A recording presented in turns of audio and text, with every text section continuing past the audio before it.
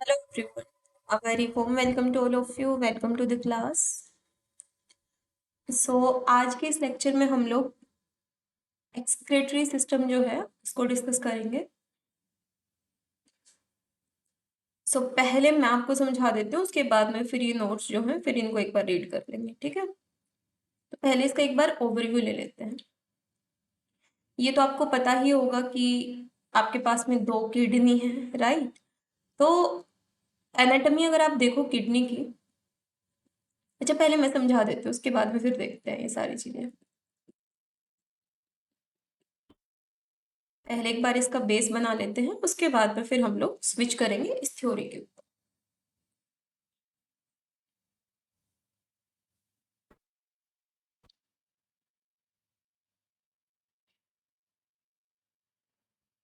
तो यहाँ पर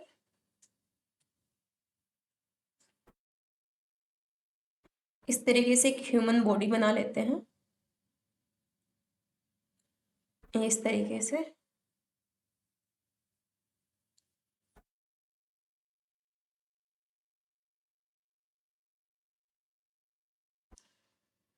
ये आ गया इसके हाथ, ठीक है.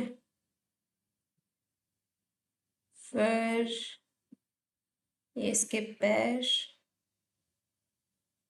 इस तरीके से.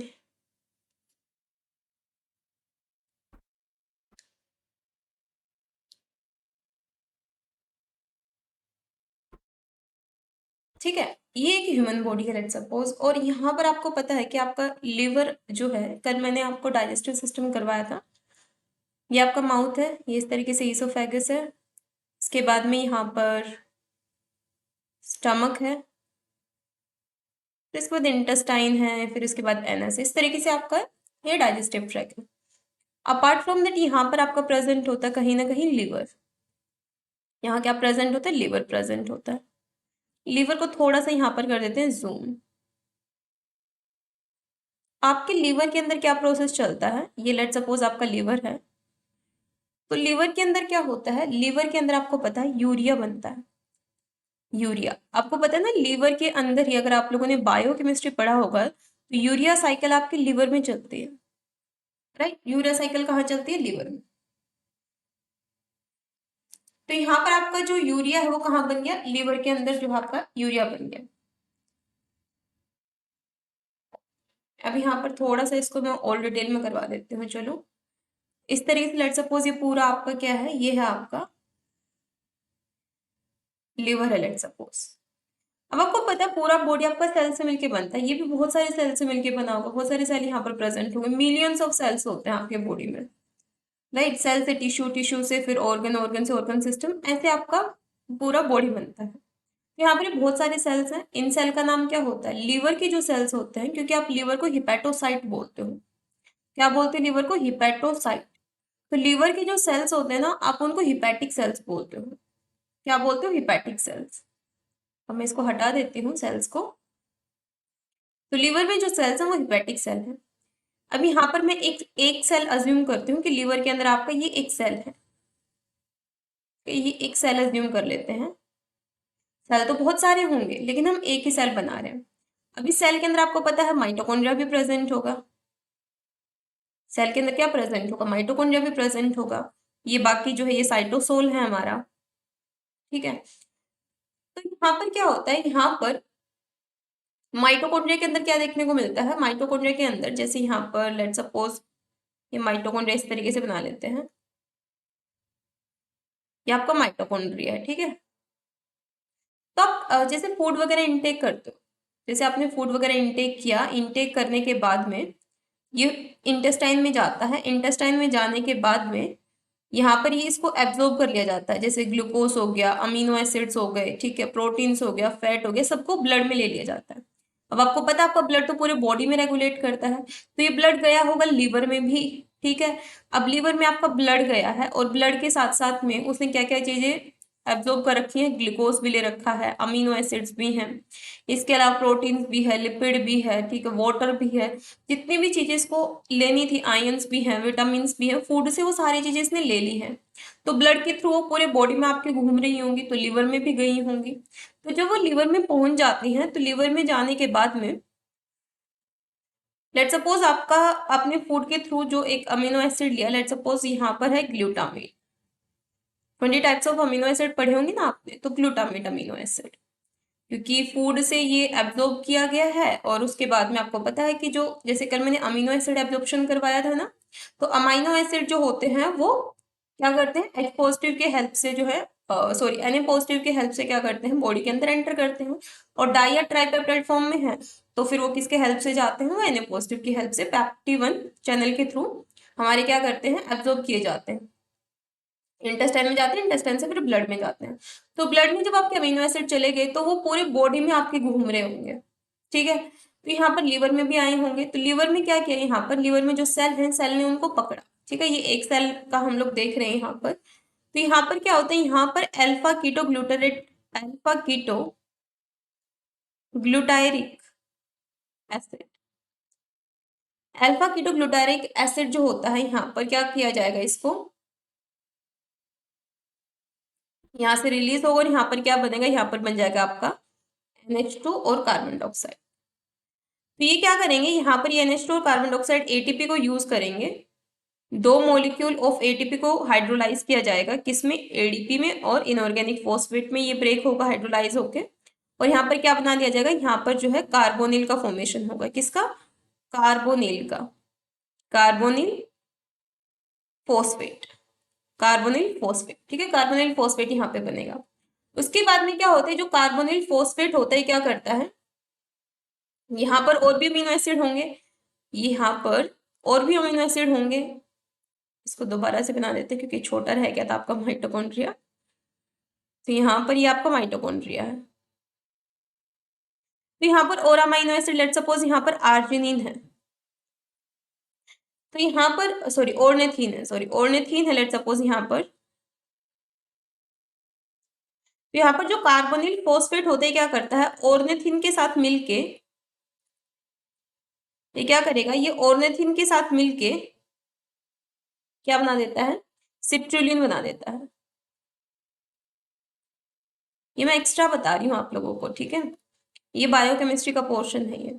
ये सिट्रुलिन आपका क्या करता है, ये सिट्रुलिन आपका साइटोसोल में जाता है। फिर साइटोसोल में अब आपको पता है और भी अमीनो एसिड हो सकते हैं, क्योंकि ब्लड के थ्रू तो अमीनो एसिड, फैट, प्रोटीन सारे के सारे सर्कुलेट कर रहे हैं। तो यहाँ पर एस्पारेटेट ये प्रेजेंट होता है, एज वेल एज यहाँ पर भी एटीपी का हाइड्रोलाइज किया जाता है।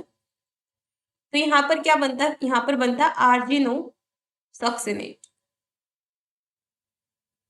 आर्जिनो सक्सिनेट से फिर यहाँ पर बनता है आर्जिनिन। आर्जिनिन कैसे बनेगा, आर्जिनो सक्सिनेट से यहाँ पर फ्यूमरिक एसिड लॉस हो जाता है, फ्यूमरिक एसिड लॉस होगा और आर्जिनिन बना। आर्जिनिन के बाद में फिर यहाँ पर क्या होता है, यहाँ से फिर आपका यूरिया रिलीज होता है, यूरिया रिलीज होगा NH2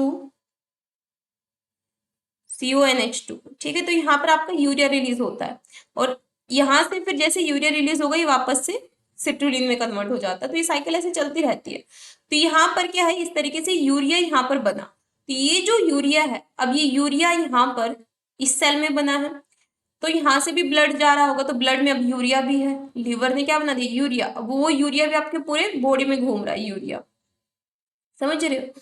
तो यहाँ पर ये जो आपका लीवर है, तो यहाँ पर यूरिया बना, तो ये यूरिया भी क्या हो रहा है, ये यूरिया भी पूरे बॉडी में आपके रोटेट हो रहा है। ठीक है, तो यहाँ पर अगर मैं आपको बताऊं ये यूरिया साइकिल से रिलेटेड, तो यहाँ पर कितने एटीपी यूटिलाइज हुए माइटोकॉन्ड्रिया में, तो आप देखोगे तो 2 एटीपी यूटिलाइज हुए कहाँ पर, माइटोकॉन्ड्रिया में, और 1 एटीपी यूटिलाइज होता है साइटोसोल में। ठीक है, आर्जिनिन यहाँ पर यूज हुआ है। कितने नंबर ऑफ फॉस्फेट बॉन्ड जो है वो ब्रेक हुए हैं यहाँ पर, तो अगर आप देखोगे यहाँ पर कितने number of phosphate bond break हुए, तो यहाँ पर देखिए 2 2 4 4 यहाँ पर फॉस्फेट बॉन्ड यहाँ पर ब्रेक होते हैं। टोटल 3 एटीपी यहाँ यूटिलाइज हुई है, 2 माइटोकॉन्ड्रिया में, 1 साइटोसोल में। यहाँ पर एक वाटर मॉलिक्यूल ऐड किया जाता है, जब यूरिया रिलीज हो जाता है तो एक वाटर मॉलिक्यूल यहाँ पर ऐड किया जाता है। इसके अलावा कार्बन, कौन से एंजाइम यहाँ पर यूज होते हैं, जब NH2 से CO2 बनता है तो यहाँ कार्बोनाइल फॉस्फेट कौन से एंजाइम के हेल्प से बनता है, कार्बोनाइल सिंथेटेज, कार्बोनाइल बन रहा है तो कार्बोनाइल को सिंथेसाइज कोई एंजाइम कर रहा होगा, तो कार्बामाइल सिंथेटेज यहाँ काम करता है। जब ऑर्निथिन से सिट्रुलिन बनता है तो यहाँ पर ऑर्निथिन ट्रांस कार्बोमाइलेज एंजाइम काम करता है। ठीक है। जब यहाँ पर सिट्रुलिन से आर्जिनिन बनता है, जब यहाँ पर सिट्रुलिन से आर्जिनोसक्सिनेट बनता है, ये थर्ड स्टेप यहाँ है, तो यहाँ आर्जिनोसक्सिनेट सिंथेज एंजाइम काम करता है। आर्जिनोसक्सिनेट जब ब्रेक होता है आर्जिनिन में, तो यहाँ पर आर्जिनोसक्सिनेट लाइएज काम करता है। आर्जिनिन से जब सिट्रुलिन बनता है तो यहाँ पर आर्जिनेज एंजाइम काम करता है। तो ये कुछ एक्स्ट्रा चीजें मैंने आपको बता दी हैं कि किस तरीके से आपका यूरिया जो है वो बनता है। ठीक है।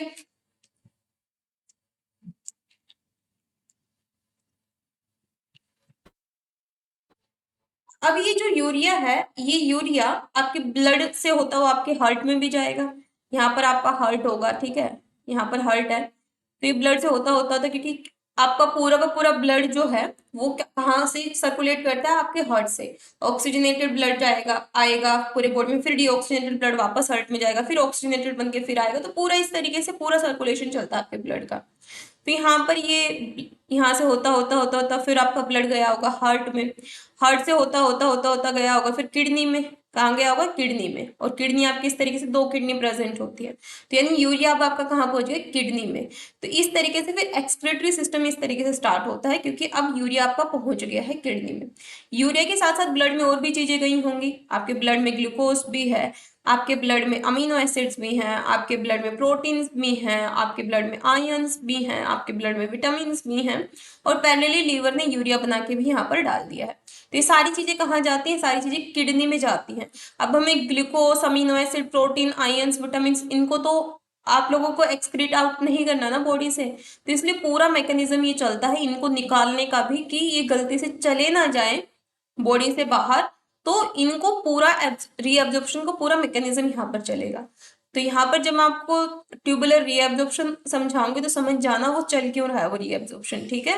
क्योंकि हम लोगों को, क्योंकि ब्लड के साथ तो बहुत सारे और भी चीजें आ रही हैं, सारी चीजें थोड़ी ना छान के हमें बॉडी से बाहर भेजनी है। जो नीडेड नहीं है तो उनको छाना जाएगा फिर किडनी में। ठीक है।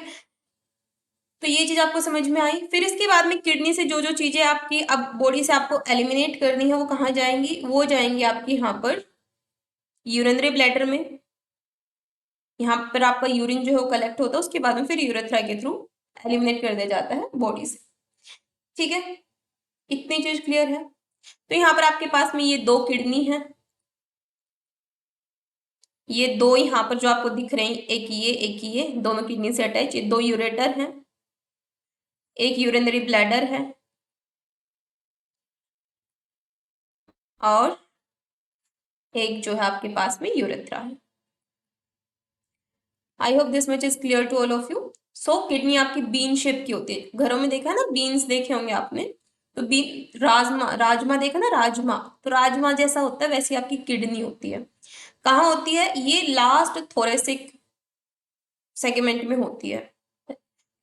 जब इसका आप लोकेशन कहीं देखोगे ना, तो वो लिखा होता है कि ये प्रेजेंट होती है in between last thoracic and third lumbar. अच्छा, ये एक्स्ट्रा पॉइंट है, फिर भी मैं आपको बता देती हूँ, क्योंकि एनिमल फिजियोलॉजी को जब तक आप अज्यूम कर करके नहीं पढ़ोगे, जब आप अपने बॉडी से समझोगे नहीं, तो आपको इंटरेस्टिंग नहीं लगेगी।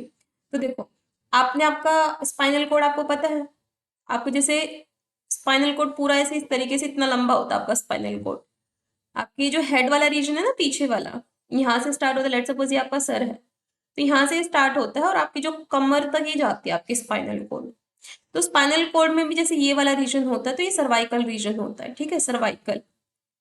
इसके अलावा यहाँ पर देखोगे तो यहाँ पर जैसे जहां पर आपका हार्ट होता है ना, आगे की तरफ, ठीक है, वेंट्रल साइड में, और पीछे जो आपका डोर्सल वाला रीजन होता है, तो वहां पर जहाँ हार्ट जहां पर होगा और स्पाइनल कोड जब उसके आमने सामने वाला जो रीजन होता है, मतलब हार्ट आपका आगे है, जस्ट इसके जस्ट पीछे आपकी जो स्पाइनल कोड है वो थोरेसिक सेगमेंट होता है।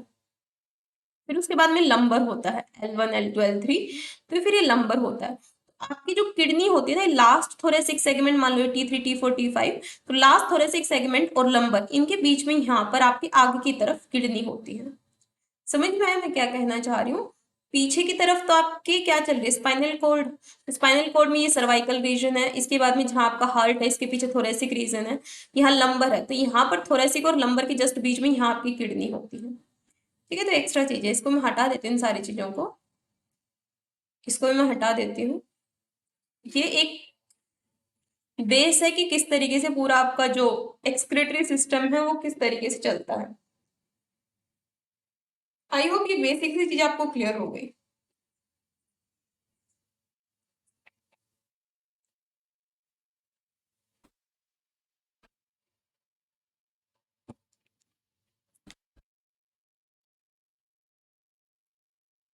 नेक्स्ट यहाँ पर बात करते हैं कि अब यहाँ पर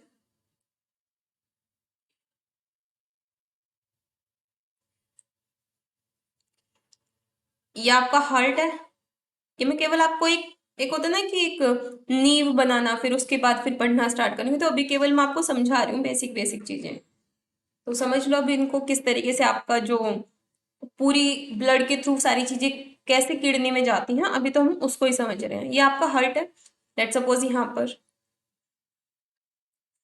तो हार्ट से यहाँ पर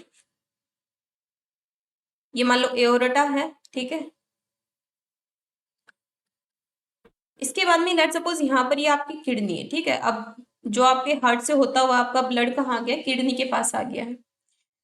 किडनी के पास में यहाँ पर आया, और आपको पता है इसके अंदर लीवर ने यूरिया भी डाल रखा है, तो यहाँ पर ये दोनों तरफ जा रहा है, ठीक है। तो यहाँ पर किडनी को आप लोग रीनल रीनस भी बोलते हैं, तो यहाँ पर रीनल इनको बोला जाएगा, ठीक है।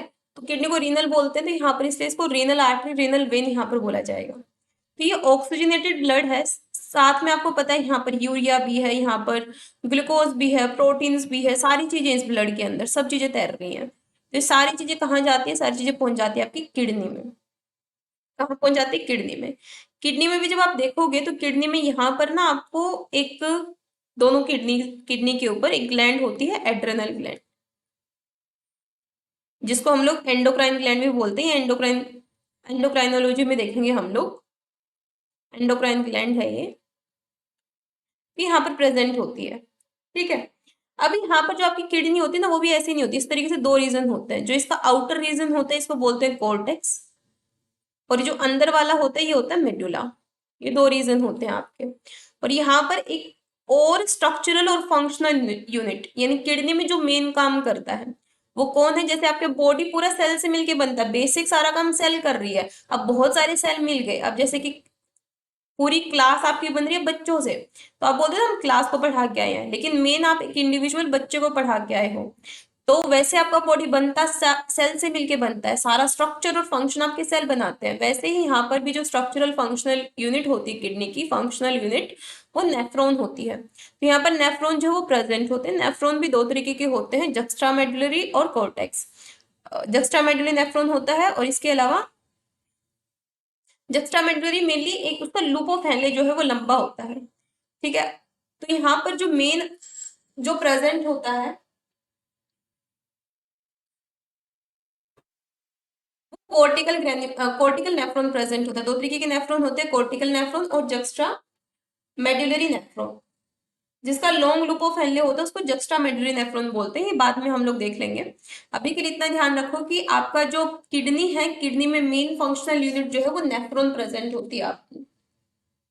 नेफ्रॉन कैसा होता है, इस तरीके से एक ट्यूब लाइक स्ट्रक्चर आपका प्रेजेंट होता है, और ऊपर एक कप सा प्रेजेंट होता है, तो इस तरीके से नेफ्रॉन आपका प्रेजेंट होता है। अब यहाँ पर बात आती है किडनी का फंक्शन क्या होता है। किडनी के फंक्शंस और लिखवा देती हूँ, किडनी फंक्शंस क्या फंक्शन करती है। पहला, रेगुलेशन ऑफ, ये सारी चीजें साथ के साथ में आप नोट कर लेना, अगर आपको ये सारी चीजें पढ़ने में इंटरेस्ट आ रहा है, आप पढ़ना चाह रहे हो, तो आप इनको साथ के साथ में भी नोट कर सकते हो। लेकिन अगर according to exam point of view में बताऊं तो वो चीजें कुछ कुछ ऐसी चीजें जो आपको करनी ही करनी है, ठीक है। लेकिन फिर भी इनको एक बार को नोटबुक में नोट कर लेना साथ के साथ में, ताकि माइंड में रहे ये सारी चीजें आपके।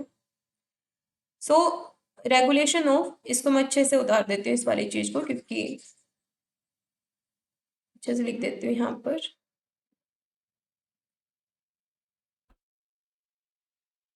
फंक्शंस ऑफ किडनी, क्या फंक्शंस होते हैं किडनी के?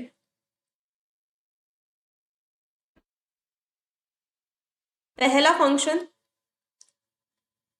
पहली चीज तो सबको ही पता है कि मेटाबॉलिकल वेस्ट को रिमूव करती है, जो कि वेल नोन फंक्शन है मेटाबॉलिक वेस्ट, जिससे कि आप सब वाकिफ हो कि ये क्या करती है, ये मेटाबॉलिक वेस्ट को रिमूव करती है।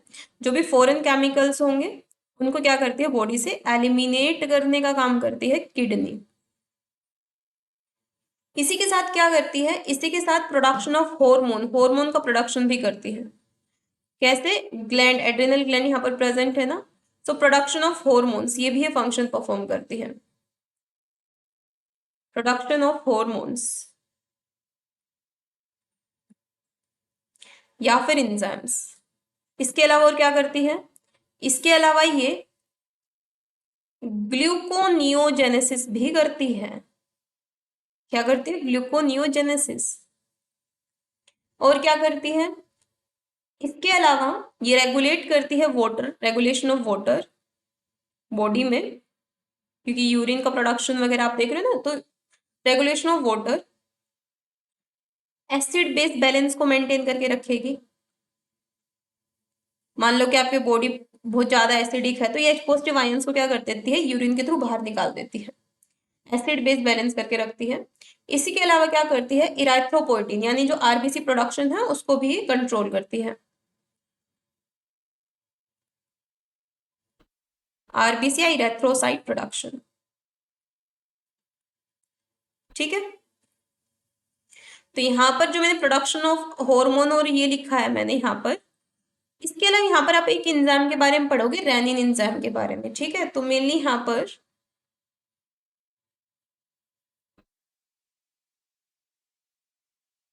कौन से एंजाइम के बारे में पढ़ोगे आप, रेनिन एंजाइम के बारे में। ये चीज ध्यान रख लेना, किडनी में मेन फंक्शन एक रेनिन एंजाइम का होता है। इसके अलावा ये यहाँ पर एक और इम्पोर्टेंट पॉइंट बता देती हूँ, 25 hydroxy vitamin D, hydroxy vitamin D, इसको यहाँ पर कन्वर्ट किया जाता है, किसमें कन्वर्ट किया जाता है, यहाँ पर 125 डाई हाइड्रोक्सी, जिसको क्या विटामिन D3 भी बोलते हो, डाई हाइड्रोक्सी विटामिन डी, जो कि कल ही देखा था हम लोगों ने। और ये क्या करते हैं, कैल्शियम बैलेंस करता है, क्या करेगा, कैल्शियम के बैलेंस का काम करेगा। तो ये भी किडनी में देखने को मिलता है, ठीक है।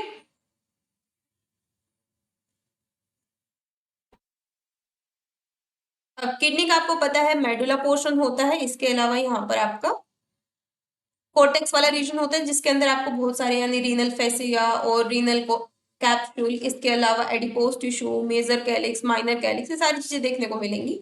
वो हम लोग स्ट्रक्चर बाद में देख लेंगे। ज्यादातर ना अपने सीएसआईआर में एनाटॉमी से क्वेश्चन नहीं पूछे जाते कि स्ट्रक्चर में कौन कौन सा रीजन है, वो इतने नहीं पूछे जाते। फिजियोलॉजी से ज्यादा क्वेश्चन पूछे जाएंगे, ज्यादा से एनाटॉमी से क्वेश्चन नहीं पूछे जाते।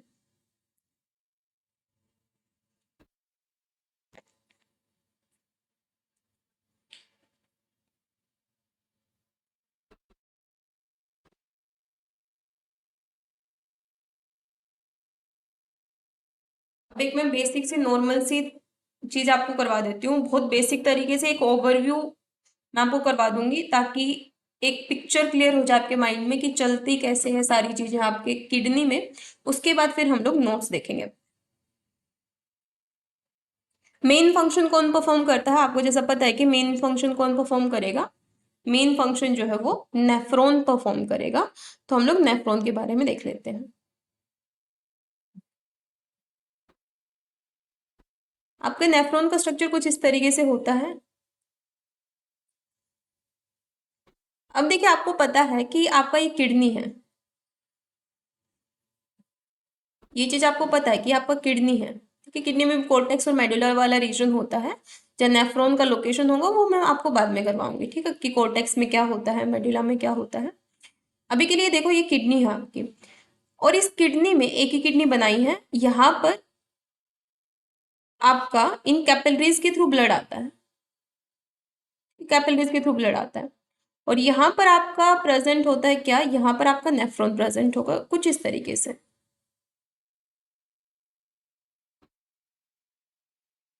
कुछ इस तरीके से आपका नेफ्रॉन जो है वो प्रेजेंट होता है।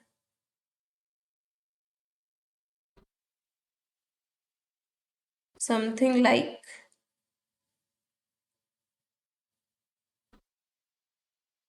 दिस। तो कुछ इस तरीके से आपका जो है नेफ्रॉन जो है प्रेजेंट होता है। अब यहाँ पर क्या होता है, यहाँ पर ना ये जो ब्लड है, ये ब्लड ही तो सारी चीजें लेके आ रहा है, जिसके अंदर आपका यूरिया भी है, जिसके अंदर आपका ग्लूकोज भी है, जिसके अंदर आपका प्रोटीन्स भी हैं, जिसके अंदर आपके आयंस भी हैं, जिसके अंदर आपके अमीनो एसिड्स भी हैं, सारी चीजें, यूरिया भी है, अमीनो एसिड्स भी हैं, ये सारी चीजें इसके अंदर है। तो यहाँ पर ये जो कैपिलरी है, बहुत सारी कैपिलरीज आ रही होंगी ना, ऐसा तो है नहीं एक ही कैपिलरी है, बहुत सारी कैपिलरीज आ रही होंगी। तो ये कैपिलरीज यहाँ पर जाती हैं, ठीक है। ये जो कैपिलरी यहाँ पर जा रही है, इसको बोल देते हैं हम लोग एफेरेंट आर्ट्रियोल। क्या बोल देते हैं? एफेरेंट आर्ट्रियोल, जो लेके जा रही है। क्या लेके जा रही है? सारी चीजें, यूरिया, ग्लूकोज, जो भी चीजें लेके जा रही है। तो ये जो है, ये कैपिलरी क्या करती है, छोटे छोटे और कैपिलरीज में ब्रेक हो जाती है, यहाँ पर छोटे छोटे और कैपिलरीज में, इस तरीके से और कैपिलरीज में यहाँ पर ये ब्रेक हो जाती है, एक गुच्छा सा बना लेती है। जस्ट अ सेकेंड, ये यहाँ पर ऊपर की तरफ ये बनता है, तो यहाँ पर एक गुच्छा सा बना लेती है, छोटी छोटी कैपिलरीज में ब्रेक होगी इस तरीके से, इस तरीके से बहुत सारी कैपिलरीज, ठीक है। तो ब्लड में सारी चीजें हैं, तो ये छन छन के आते हैं नीचे की तरफ, इसको बोलते हैं हम लोग बोमन कैप्सूल। ये कैप्सूल के जैसा आपको दिख रहा है ना, इस तरीके से कप शेप का, इसको बोलते हैं हम लोग बोमन कैप्सूल। तो सारी चीजें यहाँ पर आएंगी। कौन कौन सी चीजें आएंगी वो हम देखेंगे। इसके बाद में इसको बोलते हैं, जो इसके नीचे जस्ट पोर्शन इसके नीचे वाला है, इसको बोल देते हैं पीसीटी, प्रोक्सिमल कॉन्वोल्यूटेड ट्यूब्यूल। इसके अलावा ये जो पूरा है, इस पूरे को बोलते हो आप लोग लूप ऑफ हेनले। क्या बोलते हो? Loop of Henley.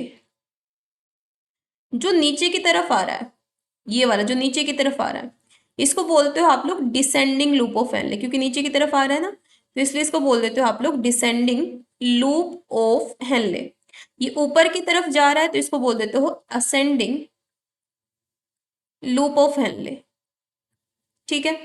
इसके अलावा यहां पर ये हमारा है डीसीटी, डिस्टल कॉन्वोल्यूटेड ट्यूब्यूल, ठीक है। उसके बाद में लास्ट में अपना कलेक्टिंग डक्ट होता है, तो ये पूरा आपका नेफ्रॉन होता है। तो यहाँ पर जो आर्ट्रियोल ये सारी चीजें लेके आई है, ये यहाँ पर छोटी छोटी कैपिलरी में टूट रही है, इस कैपिलरी को हम लोग बोलते हैं ग्लोमेरुलर कैपिलरीज। क्या बोल देते हो आप लोग? ग्लोमेरुलस। यहाँ लिख देती हूँ इस नाम को, ग्लोमेरुलस कैपिलरीज। अब यहाँ पर इस कैपिलरी को जो चीजें यहाँ पर प्रोवाइड करवानी थी प्रोवाइड करवा दी, इसके बाद ये और जगह भी तो जाएगी कैपिलरी। तो यहाँ पर जो एग्जिस्टिंग कैपिलरी होती है, जो बाहर जाती है फिर वापस से, इसको बोलते हो आप लोग क्या? इसको बोलते हो इफरेंट आर्ट्रियोल। क्या बोल देते हो? Efferent arteriole. यही सारी चीजें अब मैं साइड में आपको बना के बताती हूँ, रुको।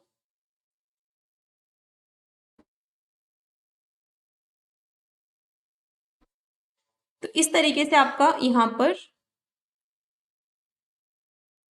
ये आपका इस तरीके से ये बोमन कैप्सूल होता है। इसके अलावा यहाँ पर ये पीसीटी वाला रीजन होता है, ठीक है। पीसीटी के बाद में यहाँ पर ये लूप ऑफ हेनले आपका इस तरीके से होगा,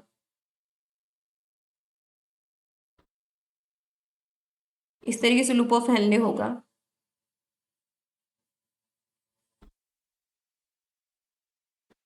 ठीक है। इसके बाद में फिर आपका यहाँ पर कलेक्टिंग डक्ट यहाँ पर प्रेजेंट होगा, तो इस तरीके से होता है। और यहाँ पर आपका जो है, इस तरीके से जो लेके आ रही है सारी चीजें, इस कैपिलरी को बोलते हो आप लोग एफरेट आर्ट्रियोल। और यहाँ पर छोटे छोटे कैपिलरीज में ब्रेक हो जाती है, तो इसको ग्लोमेरुलर कैपिलरीज बोल देते हैं। फिर ये वापस जो जा रही है पतली हो जाती है जाते जाते, तो ये इसको बोलते हैं इफरेंट आर्ट्रियोल। तो यहाँ पर ये जो पूरी सारी चीजें लेके आ रही है, यूरिया वगैरह, यूरिया भी है, ग्लूकोज भी है, प्रोटीन्स भी है, अमीनो एसिड्स भी है, तो जो लेके आ रही है इसको बोलते हो आप लोग एफरेंट आर्ट्रियोल। क्या बोलते हो? Efferent arteriole. और ये है इफरेंट आर्ट्रियोल, ठीक है। इसके अलावा ये है आपका बोमन कैप्सूल,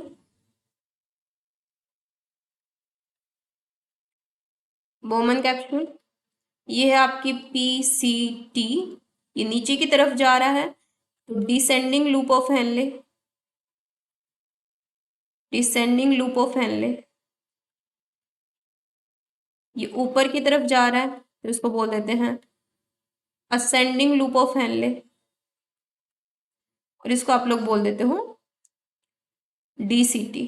ठीक है, डिस्टल कॉन्वोल्यूटेड ट्यूब्यूल। और ये तो आप भूलिएगा ही नाम लिखना है इसका, ये है ग्लोमेरुलर कैपिलरीज।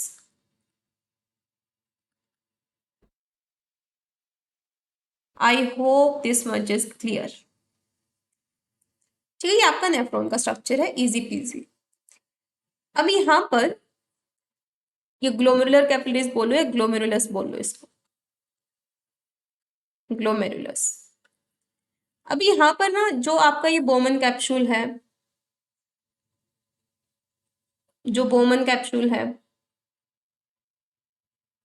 जो PCT है, जो लूप ऑफ हेनले है, लूप ऑफ हेनले, जो DCT है, इन सबको मिला के आप एक वर्ड बोल देते हो इनको एक नाम से, रीनल ट्यूब्यूल। क्या नाम दे देते हो? Renal tubule. मतलब ट्यूब्यूल, मतलब ये जो ग्लोमेरुलस है इसको हटा के जो बाकी पोर्शन है नेफ्रॉन का, इसको आप लोग एक शब्द में रीनल ट्यूब्यूल जो है ये बोल देते हो। ठीक है, अब यहाँ पर क्या होता है ना, यहाँ पर ये सारी चीजें तो इसने प्रोवाइड करवा दी। आपको पता है कि जो कैपिलरी है ऑक्सीजन भी तो लेके आई है कैपिलरी, तो ये सारी चीजें तो देके चलेगी, ऑक्सीजन इसने दिया नहीं, तब इसको एफेरेंट आर्टरियल को पता है ओ शिट मैंने तो ऑक्सीजन दिया ही नहीं किडनी को, है ना। तो ये क्या करती है फिर, ये वापस से यहाँ पर और ब्रेक होती है छोटी छोटी कैपिलरीज में, तो यहाँ पर ये कैपिलरी जाती है इन सब के पास, PCT loop of Henley her portion के पास जाती है, और यहाँ पर क्या करती है, यहाँ पर ये ऑक्सीजन देती है इनको जाके। लेकिन ये ऑक्सीजन तो देने चली जाती है, ठीक है, ये ऑक्सीजन तो देने चली जाती है, चली गई ऑक्सीजन देने के लिए, साथ साथ में ये यहाँ से कुछ चीजें जो है वो साथ में भी लेके आ जाती हैं। तो इसको और देख लेते हैं और डिटेल में, चलिए आगे देखते हैं। तो ये जो कैपिलरी है अब इसके बारे में पढ़ेंगे जो इसके साथ में पहुंच गई है।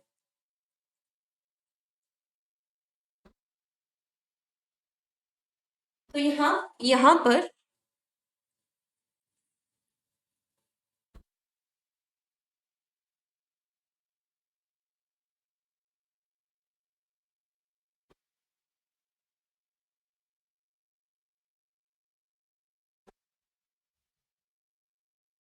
इस तरीके से हम शॉर्ट में बना लेते हैं।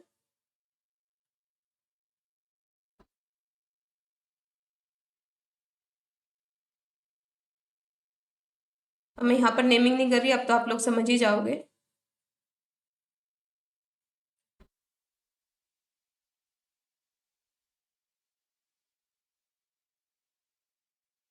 ये आपका नेफ्रॉन है, ठीक है, इसको थोड़ा सा करेक्ट कर देते हैं इस वाले को।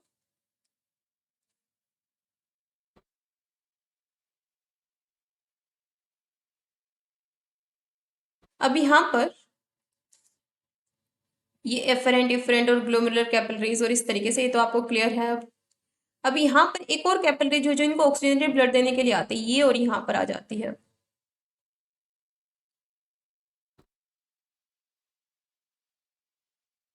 ठीक है, यहाँ पर ये ऑक्सीजनेटेड ब्लड देने के लिए आई है ये।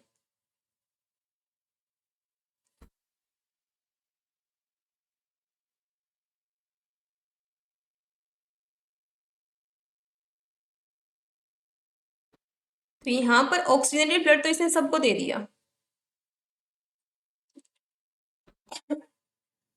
ऑक्सीजनेटेड ब्लड तो इसने सबको दे दिया। अच्छा, यहाँ पर एक और चीज मैं लिखवा देती हूँ, ये जो एफरेंट आर्ट्रियोल है ना, आर्ट्रियोल, यहाँ इसमें कुछ सेल्स होते हैं जिनको मैसेंजियल सेल्स बोलते हैं। क्या बोलते हैं? Mesangial cells. ये मैसेंजियल सेल क्या बताते हैं कि कब कॉन्ट्रैक्ट होना है और कब डायलेट होना है। तो ये सेल्स जो है डायलेशन और कॉन्ट्रैक्शन बताते हैं। कॉन्ट्रैक्ट और डायलेट का मतलब क्या है, जैसे आपको पता है कि आपका जैसे बोलते हैं ना बीपी बहुत हाई है, तो उनमें क्या होता है ना, उनका ब्लड भी कैपिलरी भी, ब्लड कैपिलरी कैसे बताऊं, नसें है ना, नसें आपकी ऐसे सपोज कर लो, तो ब्लड कैपिलरीज क्या होती है उनकी ऐसे खुली होती है, जैसे चौड़ा पाइप होता है ना, ऐसे इसको बोलते हैं डायलेट होना, कि ज्यादा ज्यादा ब्लड जा रहा है उनके में इस तरीके से। ठीक है, और कॉन्ट्रैक्ट का मतलब है पतली सी हो जाना। ठीक है, जगह अब कम है, अब थोड़ा आराम आराम से ब्लड जा रहा है, इतनी सी जगह के बीच में जा रहा है ब्लड। तो ये कब कॉन्ट्रैक्ट होना, कब डायलेट होना, ये बताती है मेसेंजर सेल। तो कॉन्ट्रैक्ट होना कब बताएंगे, जब आपके ब्लड का प्रेशर बहुत ज्यादा है तो बोलेंगे कॉन्ट्रैक्ट हो जाओ, जब बहुत ब्लड आ रहा है, right? और कॉन्ट्रैक्ट कब, जब ब्लड कम आ रहा है। अब ब्लड कम आ रहा है तो हम ये नहीं चाहेंगे ना कि ब्लड जल्दी जल्दी जाए, मतलब जब बीपी लो का कंडीशन है तो तभी कॉन्ट्रैक्ट होती है। ठीक है, तो आई hope this much is clear कि कॉन्ट्रैक्शन और डायलेशन क्या होता है।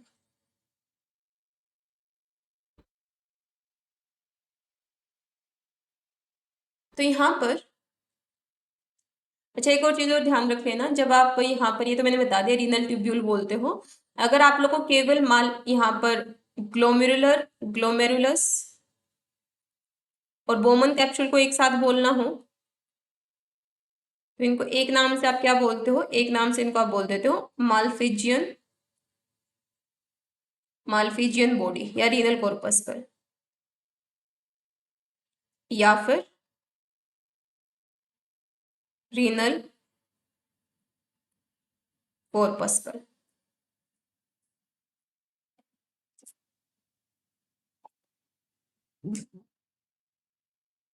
तो यहाँ पर जो कैपिलरी, इसका नाम मैं आपको बता देती हूँ, इसको बोलते हैं वेसारेक्ट।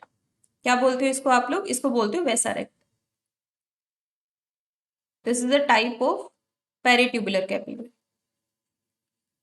टाइप ऑफ पेरिट्यूबुलर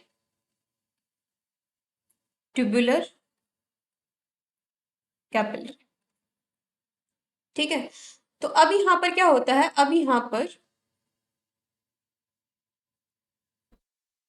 ये किसका टाइप है समझ गए ना, इफेरेंट आर्ट्रियोल का टाइप है। इफेरेंट आर्ट्रियोल तो यहाँ से आई है, तो ये टूटती है फिर और कैपिलरीज में। तो अब आपको पता है कि आपका जो यूरिन है वो ग्लोमेरुलस में आ चुका है। ठीक है, अब ऐसा तो है नहीं कि केवल यूरिया यूरिया ही आया होगा, बहुत सारी चीजें और भी आ गई होंगी। लेट सपोज यहाँ पर यूरिया के साथ साथ आपका ग्लूकोज भी आ गया, ग्रीन से बना लेते हैं चलो ग्लूकोज। लेट सपोज यहाँ पर आपका ग्लूकोज भी आ गया, ठीक है, जी यानी ग्लूकोज। इसके अलावा यहाँ पर आपके आयंस भी आ गए। ठीक है, यहाँ पर जैसे कि सोडियम आ गया, कैल्शियम आ गया, जो आयंस है वो आयंस भी यहाँ पर आ गए। और यहाँ पर बहुत सारा पानी भी आ गया। अब सारा पानी जितना आपका बॉडी का 100% वाटर, आप उसको तो बॉडी से निकाल नहीं दोगे ना। तो यहाँ पर क्या किया जाता है, यहाँ पर ये जो पीसीटी वाला जो रीजन है, जैसे दिखता है नेफ्रो, ये इसको पेरिट्यूबुलर कैपिलरीज को कि इतनी सारी चीजें जा रही है ये किडनी में, अगर ये यूरिन के थ्रू बाहर निकल गई तो बॉडी तो खत्म हो जाएगी। तो यहाँ पर क्या किया जाता है, यहाँ पर इस ग्लूकोज को यहाँ पर रीअब्जॉर्ब कर लिया जाता है। कैसे रीअब्जॉर्ब, अब आपको पता ही है, सोडियम ग्लूकोज ट्रांसपोर्टर के थ्रू। तो यहाँ पर जो ये ग्लूकोज है और जो सोडियम है, दोनों को यहाँ पर रीअब्जॉर्ब कर लिया जाता है। तो यहाँ पर पीसीटी, प्रोक्सिमल कॉन्वोल्यूटेड ट्यूब्यूल से रीअब्जॉर्ब किया जाता है, इसलिए इसको हम लोग क्या बोल देते हैं, इसलिए इसको बोल देते हैं ट्यूब्यूलर रीअब्जॉर्प्शन। तो यहाँ पर क्या आ गया, अब यहाँ पर इसने ग्लूकोज को भी पकड़ लिया, ग्रीन ग्रीन से बना देती है, उसने ग्लूकोज भी ले ली, और यहाँ पर इसने सोडियम को भी पकड़ लिया, रीअब्जॉर्ब करवा लिया। अब इसने देखा कि हमें पीएच भी तो मेंटेन करनी है, तो इसने सोचा, पेरिट्यूबुलर कैपिलरीज ने, कि ये चीजें बाहर तो जानी ही है, तो मैं क्या करती हूँ, मैं यहाँ पर एच पॉजिटिव को यहाँ पर डाल देती हूँ, हमें पी एसिड बेस बैलेंस भी तो करना है। तो इसने अपनी चीज उठा के इसको दे दी, तो इसको बोल देते हैं ट्यूबुलर सिक्रेशन, ट्यूबुल में सिक्रेट कर दिया, ट्यूबुलर सिक्रेशन। इसके अलावा यहाँ पर वाटर जो है, वाटर को भी यहाँ से उठाया जाता है वापस। तो यहाँ पर अप्रोक्स अगर मैं बताऊं ना, तो यहाँ पर पीसीटी वाले रीजन में से कौन कौन सी चीजें रीअब्सॉर्ब कर ली जाती हैं। यहाँ पर ग्लूकोज जो है, पीसीटी वाले रीजन में जो है, ट्यूब्यूलर रीएब्सॉर्प्शन,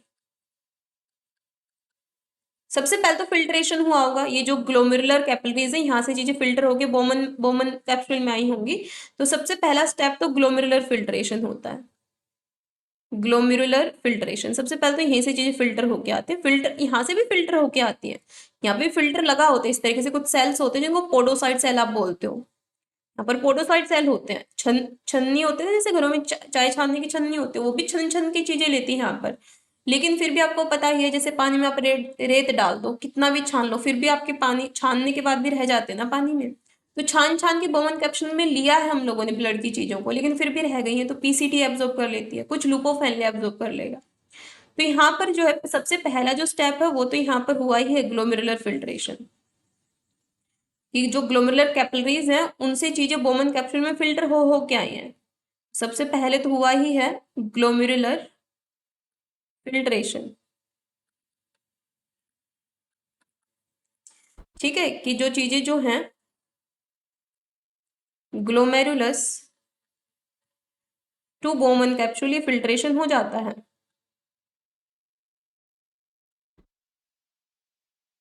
इसके बाद में फिर क्या होता है, इसके बाद में फिर यहाँ पर दूसरा, यहाँ पर tubular reabsorption, tubular reabsorption. Tubular reabsorption में क्या हो रहा है,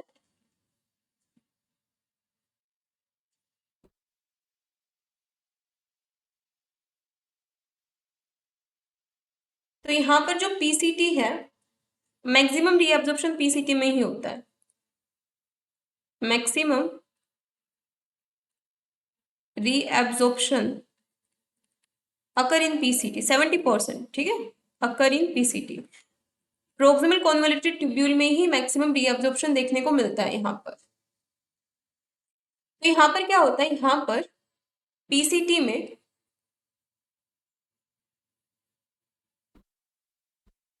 ग्लूकोज जो है मैक्सिमम यहाँ रीअब्जॉर्ब हो जाती है। मैक्सिमम अगर मैं कहूँ तो 90% ग्लूकोज एंड वाटर यहाँ रीअब्जॉर्ब हो जाता है, रीअब्जॉर्ब हो जाता है। ठीक है, इसके अलावा यहाँ पर अब आपको पता है कि थर्ड आता है यहाँ पर ट्यूबुलर सिक्रेशन,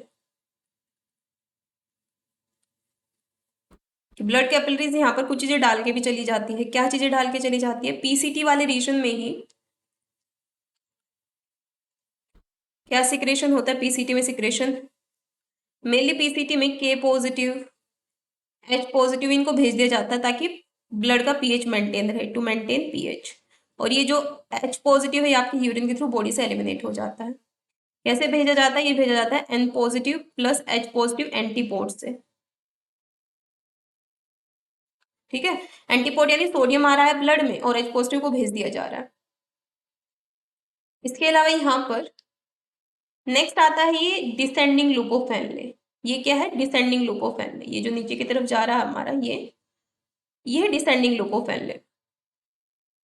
तो डिसेंडिंग लूपोफेनले में क्या प्रोसेस चलता है,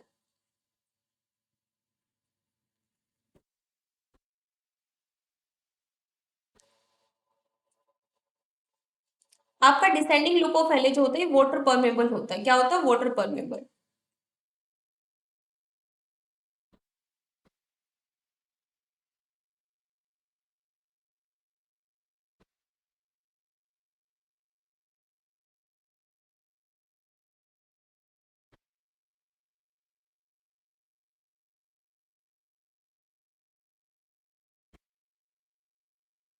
वाटर परमेबल। तो यहां से क्या होता है, यहां से जैसे कि लेट सपोज यहां पर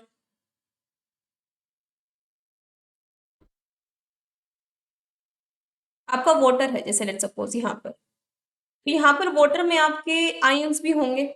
जो वाटर आपका आ रहा है उस वाटर में आयंस भी होंगे, वाटर के अंदर आयंस भी आ रहे होंगे। लेट सपोज यहाँ पर क्या हो रहा है, यहाँ पर जो वाटर है ये इधर इधर चलता जा रहा है, वाटर जो है यहाँ से रीअब्जॉर्ब होता जा रहा है, वाटर रीअब्जॉर्ब। क्योंकि ये जो आपका नीचे ये लूपोफेनले होता है, डिसेंडिंग लूपोफेनले आप इसको बोलते हो, डिसेंडिंग लूपोफेनले, ये वाटर के लिए परमेबल होता है। वाटर के लिए परमेबल मतलब वाटर यहाँ से इजीली इस मेम्ब्रेन को क्रॉस कर सकता है, वाटर परमेबल। तो क्योंकि हम सारा पानी थोड़ी ना जाने देंगे, हम ना के बराबर पानी जाने देते हैं, जो बिल्कुल गंदगी होती है ना वो बॉडी से एलिमिनेट होती है। तो और पानी को ये जो कैपिलरी है ना, पेरिट्यूबुलर जो कैपिलरीज आ रही है वो और ले लेती है पानी को, कि ये पानी भी अच्छा अच्छा है, चलो इसको भी रख लेते हैं, तो वाटर परमेबल होती है। तो यहाँ पर क्या होता है, यहाँ पर अब वाटर तो सारे निकल गए, अब यहाँ आयन्स रह गए। लेट सपोज यहाँ क्लोराइड आयन रह गया, यहाँ पर सोडियम आयन कुछ रह गए, यहाँ पर H positive H positive H positive तो है ही, तो आयन्स ज्यादा रह जाते हैं। तो यहाँ से जैसे जैसे पानी निकलता जा रहा है तो यहाँ पर कंसंट्रेशन देखियो आयंस के कैसे बढ़ते जा रहे हैं। मान लो 300, 400, 500, 600, 700, 800, ठीक है, 900, ज्यादा ही कंसंट्रेटेड होता जा रहा है वाटर। 1200, यहाँ पर जाके मान लो 1200 हो गई, ठीक है, कंसंट्रेशन। अब यह क्या होता है, यहाँ पर जो ये ascending loop of Henle, ascending यानी कि जो ऊपर की तरफ जा रहा है, ये ascending loop of Henle, loop of Henle, ये वाटर के लिए इम्परमेबल होता है, लेकिन ये आयंस के लिए परमेबल होता है। किसके लिए परमेबल होता है? Ions permeable. आयंस यहाँ से इजीली निकल सकते हैं। आयंस क्या कर सकते हैं? इजीली यहाँ से निकल सकते हैं। आयंस ये जो आपका ये इसका वॉल होता है ना, इसको इजीली क्रॉस कर सकते हैं आयंस आपके। तो यहाँ पर क्या होता है, यहाँ पर एक चैनल प्रेजेंट होता है, एक चैनल यहाँ प्रेजेंट होता है। सोडियम क्लोराइड क्या प्रेजेंट होगा, चैनल का नाम यहाँ लिख देते हैं, या फिर मैं यहाँ लिख देती हूँ, असेंडिंग लूप ऑफ हेनले जो है, यहाँ पर सोडियम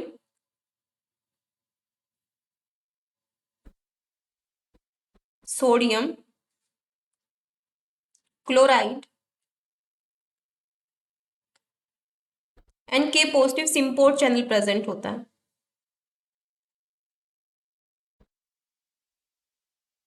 ठीक है, तो यहाँ पर क्या होता है, यहाँ पर ये जो आपके आयंस है, सोडियम यहाँ चला जाता है, क्लोराइड यहाँ चला जाता है, तो ये आयंस यहाँ पर आ जाते हैं वापस से, सोडियम क्लोराइड H पॉजिटिव। अब यहाँ पर क्या है, यहाँ पर जैसे जैसे आयंस निकलते जा रहे हैं, अब आयंस निकलते जा रहे हैं तो आयन बाहर, आयन वापस से ब्लड में आ गए, आयन वापस से ब्लड में आ गए, तो यहाँ पर पानी ज्यादा हो गया, तो वापस से कंसंट्रेशन जो है, जो 1200 से होती, फिर यहाँ पर 1000, फिर 900, फिर 600, फिर 700, फिर 400, फिर 300, वापस से ऐसे होते चले जाते हैं, क्योंकि पानी फिर बढ़ता जा रहा है ना केस में। कंपैरेटिव बेसिस पे बात करें, क्योंकि आयंस बाहर निकल गए तो कंपैरेटिव बेसिस पे पानी अब थोड़ा सा ज्यादा है। इधर के साइड में क्या हो रहा था, वाटर के लिए परमेबल था, वाटर बाहर निकल गया, आयंस ज्यादा हो गए, तो और ज्यादा कंसंट्रेटेड होती जा रही चीजें।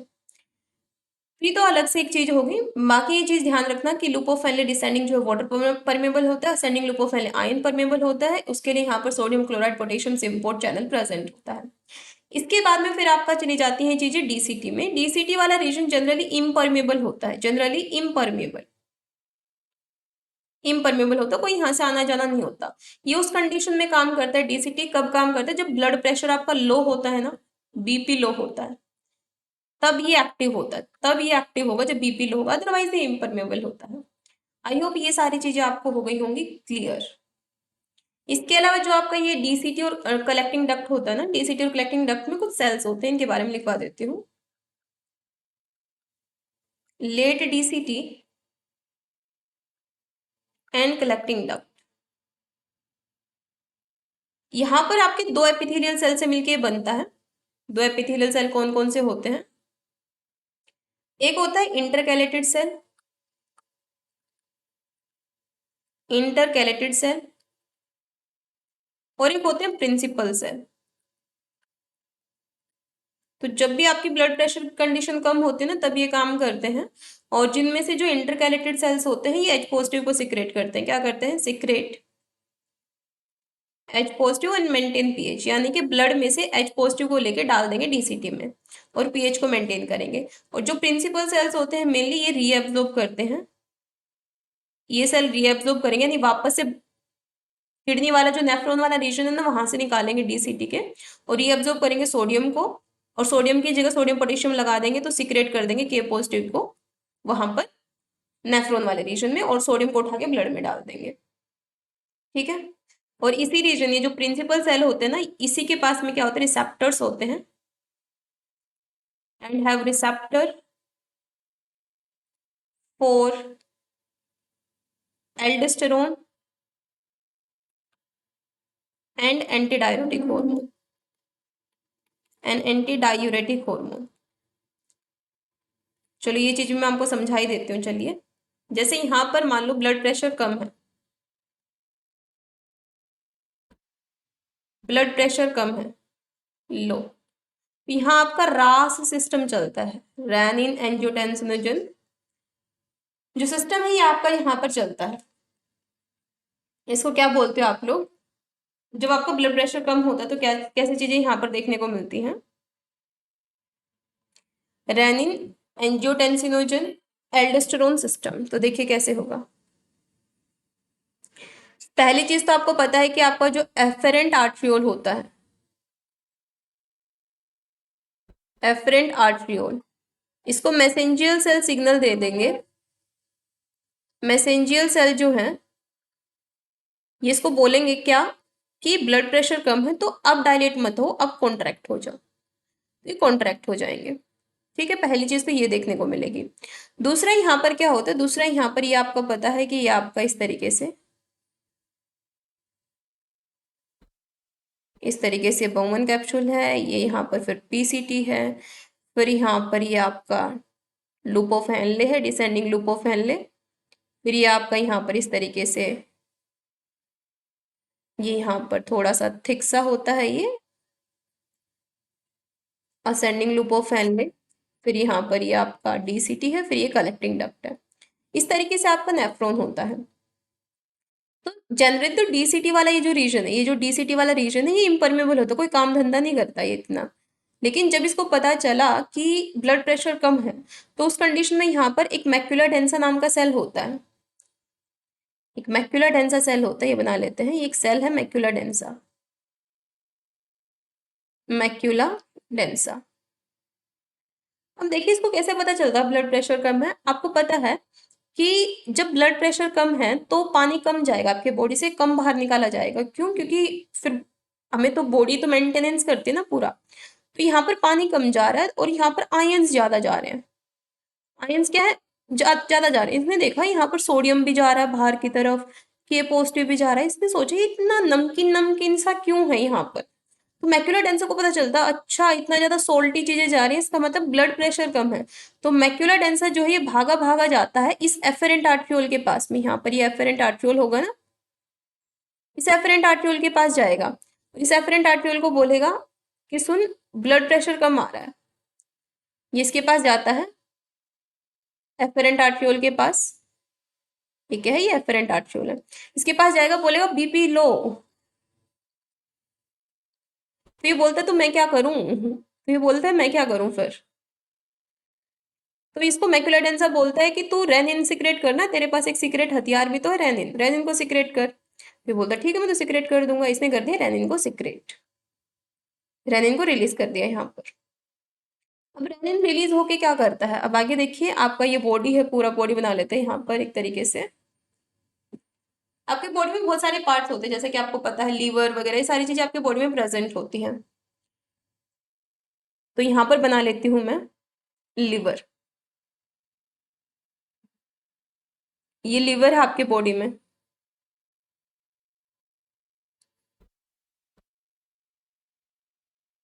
यहाँ पर रेनिन का हम लोग इस तरीके से बना लेते हैं स्ट्रक्चर कुछ कुछ। ये रेनिन नाम का एंजाइम रिलीज हो चुका है हमारा। आई एम रेनिन एंजाइम, ठीक है, ये एंजाइम है रेनिन नाम का। तो यहाँ पर ये आपका लीवर है। लीवर के अलावा यहाँ पर आपके लंग्स भी होंगे। फिर बना लेते हैं ये आपके इस तरीके से।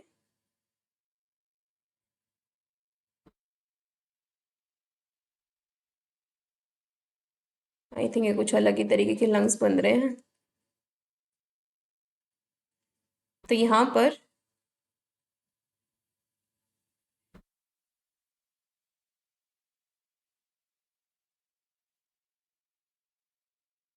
लेट सपोज ये आपके लंग्स है,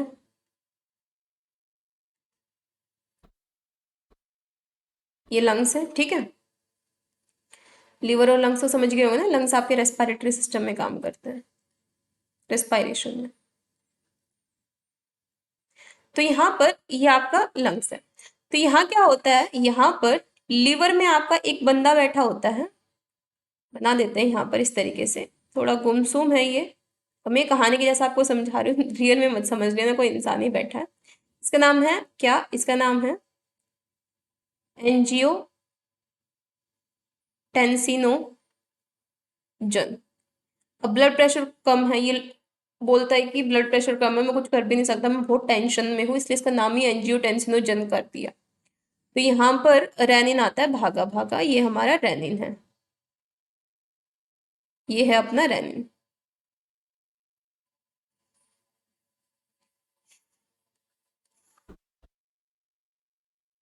रेनिन जाता है इसके पास में, बोलते क्या हुआ, ये बोलता है कि मैं टेंशन में हूं कि मैं कुछ काम, मैं बोलता है मेरे में इतनी ताकत है कि मैं ये ब्लड प्रेशर कम करने, ब्लड प्रेशर को बढ़ाने में हेल्प कर सकता हूँ, लेकिन मुझे अपनी ताकत ही ध्यान नहीं है। तो रेनिन बोलता है मैं तुझे तेरी ताकत ध्यान दिलाता हूँ। तो ये क्या करता है यहाँ पर, ये जो एंजियोटेंसिनोजन है, एंजियोटेंसिनोजन है, इसको बोलता है मैं तुझे तेरी ताकत याद दिलाता हूँ, तेरे में ये ताकत है कि तू एंजियोटेंसिन बना सकता है,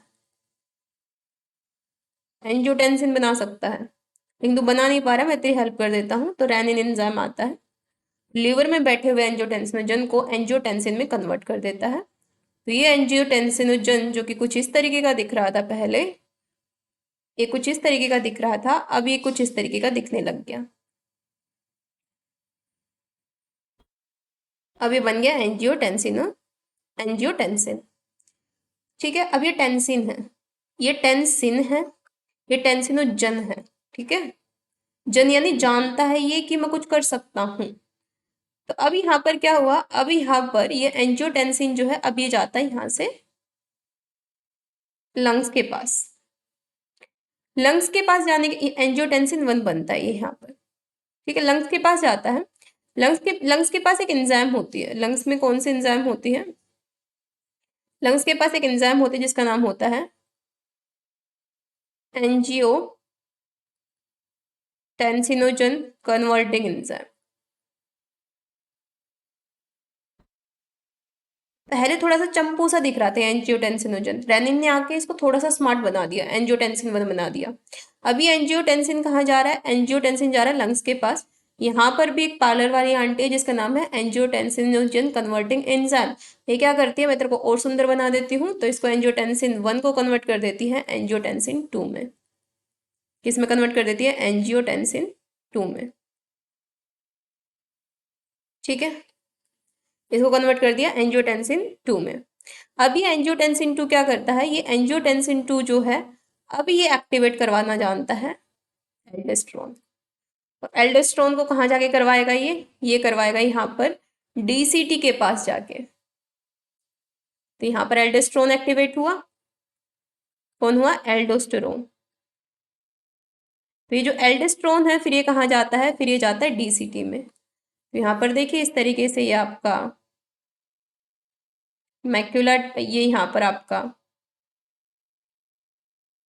loop of Henley, ascending loop of Henley, DCT. तो यहाँ पर डीसीटी के पास में रिसेप्टर है, किसके लिए, डीसीटी के पास में रिसेप्टर है एल्डोस्टेरोन के लिए। और डीसीटी में भी कौन से सेल के पास में, प्रिंसिपल सेल के पास में, PRINCIPAL, प्रिंसिपल सेल के पास में। ठीक है, तो यहाँ पर एल्डोस्टेरोन को ये एक्टिवेट करवा देता है, और साथ में यहाँ पर ये एंटी डायरेटिक हार्मोन को भी एक्टिवेट करवा देता है, एडीएच। एंटी डायरेटिक हार्मोन का क्या काम होता है कि जब भी ब्लड प्रेशर कम होता है उस टाइम पर ये काम करता है। जनरली आप क्या करते हो ना, जब चाय वगैरह ज़्यादा पीते हो, टी कॉफ़ी, ठीक है, जब ये सारी चीज़ें आप लोग ज़्यादा इंटेक करते हो, तो उस कंडीशन में क्या होता है, एंटी डायरेटिक हार्मोन रिलीज होना बंद हो जाता है।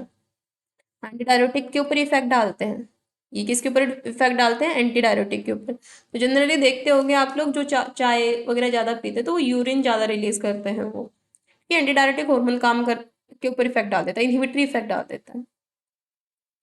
तो यहाँ पर ये क्या करते हैं, एल्डोस्टेरोन और एंटी डायरेटिक जो है, एल्डोस्टेरोन और एंटी डायरेटिक जो है, इनको ये एक्टिवेट करवा देते हैं। तो ये क्या करते हैं, वैसे तो डीसीटी काम नहीं कर रहा था, लेकिन अब क्या करता है, ये जो यहाँ पर कैपिलरी है, इस कैपिलरी में वापस से खींच लेगा, किस किस को, सोडियम को खींच लेगा, वाटर को खींच लेगा, ठीक है, पोटेशियम को खींच लेगा, और H पॉजिटिव को डाल देगा। तो इस तरीके से ब्लड प्रेशर जब कम होता है तो ये काम करता है इस तरीके से।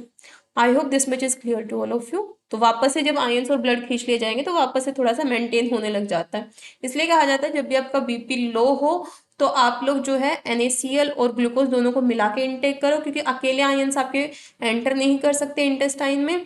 वहां पर आपको ग्लूकोज से इम्पोर्टर पाथवे लेना पड़ेगा ताकि ग्लूकोज भी जा सके और आपके आयंस भी जा सके, समझे।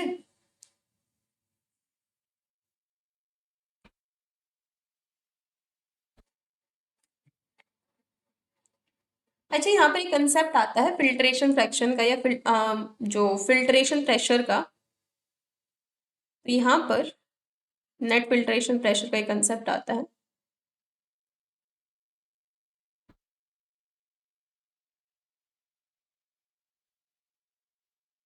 Net filtration pressure. तो यहाँ पर क्या चीजें देखने को मिलती है, यहाँ पर अब मैं इस तरीके से बना लेती हूँ आपकी ग्लोमेरुलर कैपिलरीज, इस तरीके से। अब मैं एफरेंट डिफरेंट नहीं बना रही आपकी, सीधा मैंने ग्लोमेरुलर कैपिलरी बना दी। ये क्या है, ये है ग्लोमेरुलस कैपिलरीज, ठीक है। देन यहाँ पर क्या है, देन यहाँ पर बेसमेंट में यहाँ मेम्ब्रेन एक प्रेजेंट है, जिसको बेसमेंट मेम्ब्रेन आप बोल देते हो। इसके बाद आपको पता ही है ग्लोमेरुलस के नीचे क्या प्रेजेंट होता है, आपका कैप्सूल प्रेजेंट होता है, जिसको आप बोमन कैप्सूल बोलते हो। तो यहाँ पर ये है बोमन कैप्सूल। तो बड़ा सा बना लेते हैं बोमन कैप्सूल। ये है बोमन कैप्सूल। और यहाँ पर आपके पोडोसाइट या स्लिट पोर प्रेजेंट होते हैं, इस तरीके से स्लिट पोर प्रेजेंट होते हैं, इस तरीके से कुछ कुछ छन्नी के जैसे प्रेजेंट होंगे। जैसे हाथों की उंगली आप किसी चीज पे रख दो, तो बड़ी चीज, जैसे आप एक हाथ है, हाथ को जैसे कि आप फॉर एग्जाम्पल तरबूज है, तरबूज से पकड़ो तो उसका पानी पानी नीचे जाएगा, जो ऊपर का गुद्दा होगा ना वो नहीं जाएगा, क्योंकि छलनी के जैसा काम कर रहा है आपका हाथ की उंगलियां। तो इसी तरीके से ये भी होता है, तो लार्ज पार्टिकल तो नीचे नहीं जा सकते, क्योंकि इसने क्या कर रखा है, ये यहाँ पर ये स्लिट पोर प्रेजेंट होते हैं। क्या नाम है इनका, इन सेल्स का नाम है स्लिट पोर्स, जो पकड़ के रखते हैं ग्लोमेरुलस को। स्लिट पोर्स बोलते हो या पोडोसाइट्स इनको बोलते हो, ठीक है। तो यहाँ पर अब आपको पता है कि ग्लोमेरुलस में बहुत ज्यादा ब्लड आ गया है, बहुत यहाँ पर ब्लड, इस तरीके से यहाँ पर ब्लड है, ब्लड में बहुत सारे आयंस होते हैं, एक प्रेशर यहाँ पर क्रिएट हो जाता है, ठीक है। इस प्रेशर की वजह से क्या होता है, यहाँ पर फिल्ट्रेशन होता है। तो यहाँ पर क्या हो रही है, यहाँ पर अल्ट्रा फिल्ट्रेशन, जो चीजें फिल्टर होके आ रही है बोमन कैप्सूल में, वो क्यों आ रही है, ये बिकॉज ऑफ अल्ट्रा फिल्ट्रेशन, यानी फिल्ट्रेशन अंडर प्रेशर। इतनी सारी चीजें, अब आप एक गुब्बारे में बहुत पानी भर दो तो उस पर प्रेशर लगेगा ना, फूट जाएगा, वैसे ही यहाँ पर बहुत सारी चीजें आ गई, तो यहाँ पर फिल्टर होकर चीजें नीचे की तरफ छन के आ जाती हैं। फिल्ट्रेशन अंडर प्रेशर, उसका आप नेट फिल्ट्रेशन प्रेशर भी बोलते हो। तो यहाँ पर बहुत सारे प्रेशर्स लगते हैं, अब इनके बारे में एक बार देख लेते हैं किस तरीके से। यहाँ पर इसको आप पेडिसिल भी बोलते हो। तो यहाँ पर कैसी चीजें चलती है, यहाँ पर जो ये आपका ग्लोमेरुलस है ना, इसमें इतना सारा ब्लड आ गया है, तो ब्लड की वजह से इसके ऊपर एक प्रेशर क्रिएट हो रहा है, जिसको आप बोलते हो glomerular blood hydrostatic pressure. Hydrostatic pressure, क्योंकि इस कैपिलरी में ब्लड है, आयंस वगैरह सारे हैं, तो इसको भारी भारी सा लग रहा है, एक प्रेशर है इसमें। वो कितना है, वो अप्रोक्स अप्रोक्स होता है 55 mmHg। एचजी में मेजर करते हैं ना mmHg में प्रेशर को, तो 55 mmHg। तो यहाँ पर क्या होता है, यहाँ पर आपके प्रोटीन्स भी होंगे, आयंस भी होंगे, सारी चीजें यहाँ पर प्रेजेंट होंगी, ठीक है, प्रोटीन्स आयंस सब प्रेजेंट होंगे। तो यहाँ पर ये प्रोटीन्स भी है, इसके अंदर आयंस भी है, वाटर भी है, सब इसके अंदर प्रेजेंट है। तो यहाँ पर छन छन के लेट सपोज यहाँ वाटर आ जाता है, वाटर आ गया, आयंस आ गए, यहाँ आ गए, प्रोटीन नहीं आ पाएगा क्योंकि प्रोटीन का स्ट्रक्चर थोड़ा लार्ज होता है। तो यहाँ पर ये लेट सपोज ये वाटर में बना देते हैं, वाटर का मॉलिक्यूल यहाँ बना देते हैं, इसका नाम है वाटर। और ये बना देते हैं प्रोटीन, ये प्रोटीन मान लो ये लेडीज है, तो water is like a husband और protein is like a wife, ठीक है। वाटर जो है ये हस्बैंड के जैसा है, प्रोटीन वाइफ के जैसा है, दोनों को बहुत प्यार है एक दूसरे से। तो यहाँ पर जो प्रोटीन है ये नहीं चाहता कि वाटर जाए, तो ये इसको खींचता है, ठीक है, वाटर को खींचता है। तो ये बैक प्रेशर लग रहा है एक तरीके से, इसको बोलते हैं बैक प्रेशर, ठीक है। तो एक प्रेशर यहाँ पर लग रहा है जिसको बोलते हैं हम लोग second back pressure, back pressure, या फिर इसको बोला जाता है कैप्सुलर हाइड्रोस्टैटिक प्रेशर। ये कितना लगता है, ये लगता है 15 mmHg। कितना लगता है ये लगता है 15 mmHg, ठीक है। तीसरा यहाँ पर क्या होता है, तीसरा यहाँ पर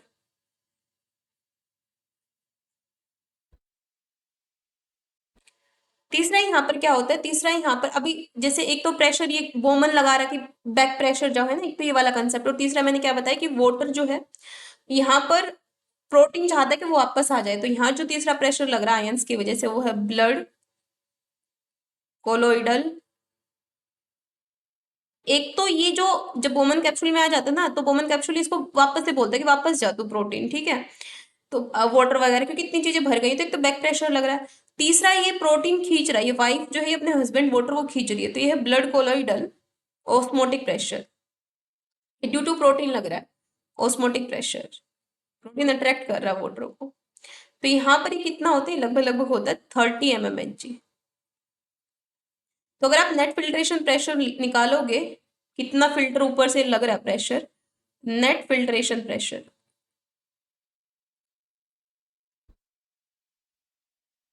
ग्लोमेरुलस लगा रहा है कितना 55 mmHg, और आपके बोमन कैप्सूल में कितना लग रहा है 15 mm plus 30 mmHg।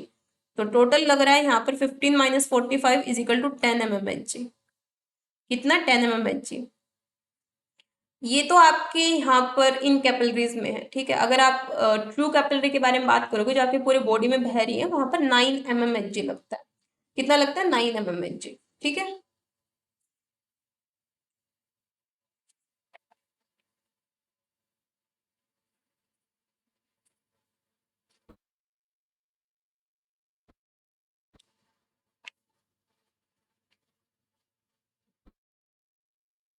I hope this much is clear. तो जैसे कि एक अगर डिफरेंस मैं आपको बताऊं कि जो आपके ट्रू कैपिलरीज होते हैं, ट्रू कैपिलरीज यानी कि पूरे ब्लड में जो ब्लड बह रहा है पूरे ब्लड पूरे बॉडी में, तो उस ब्लड में फिल्ट्रेशन तो होता ही है,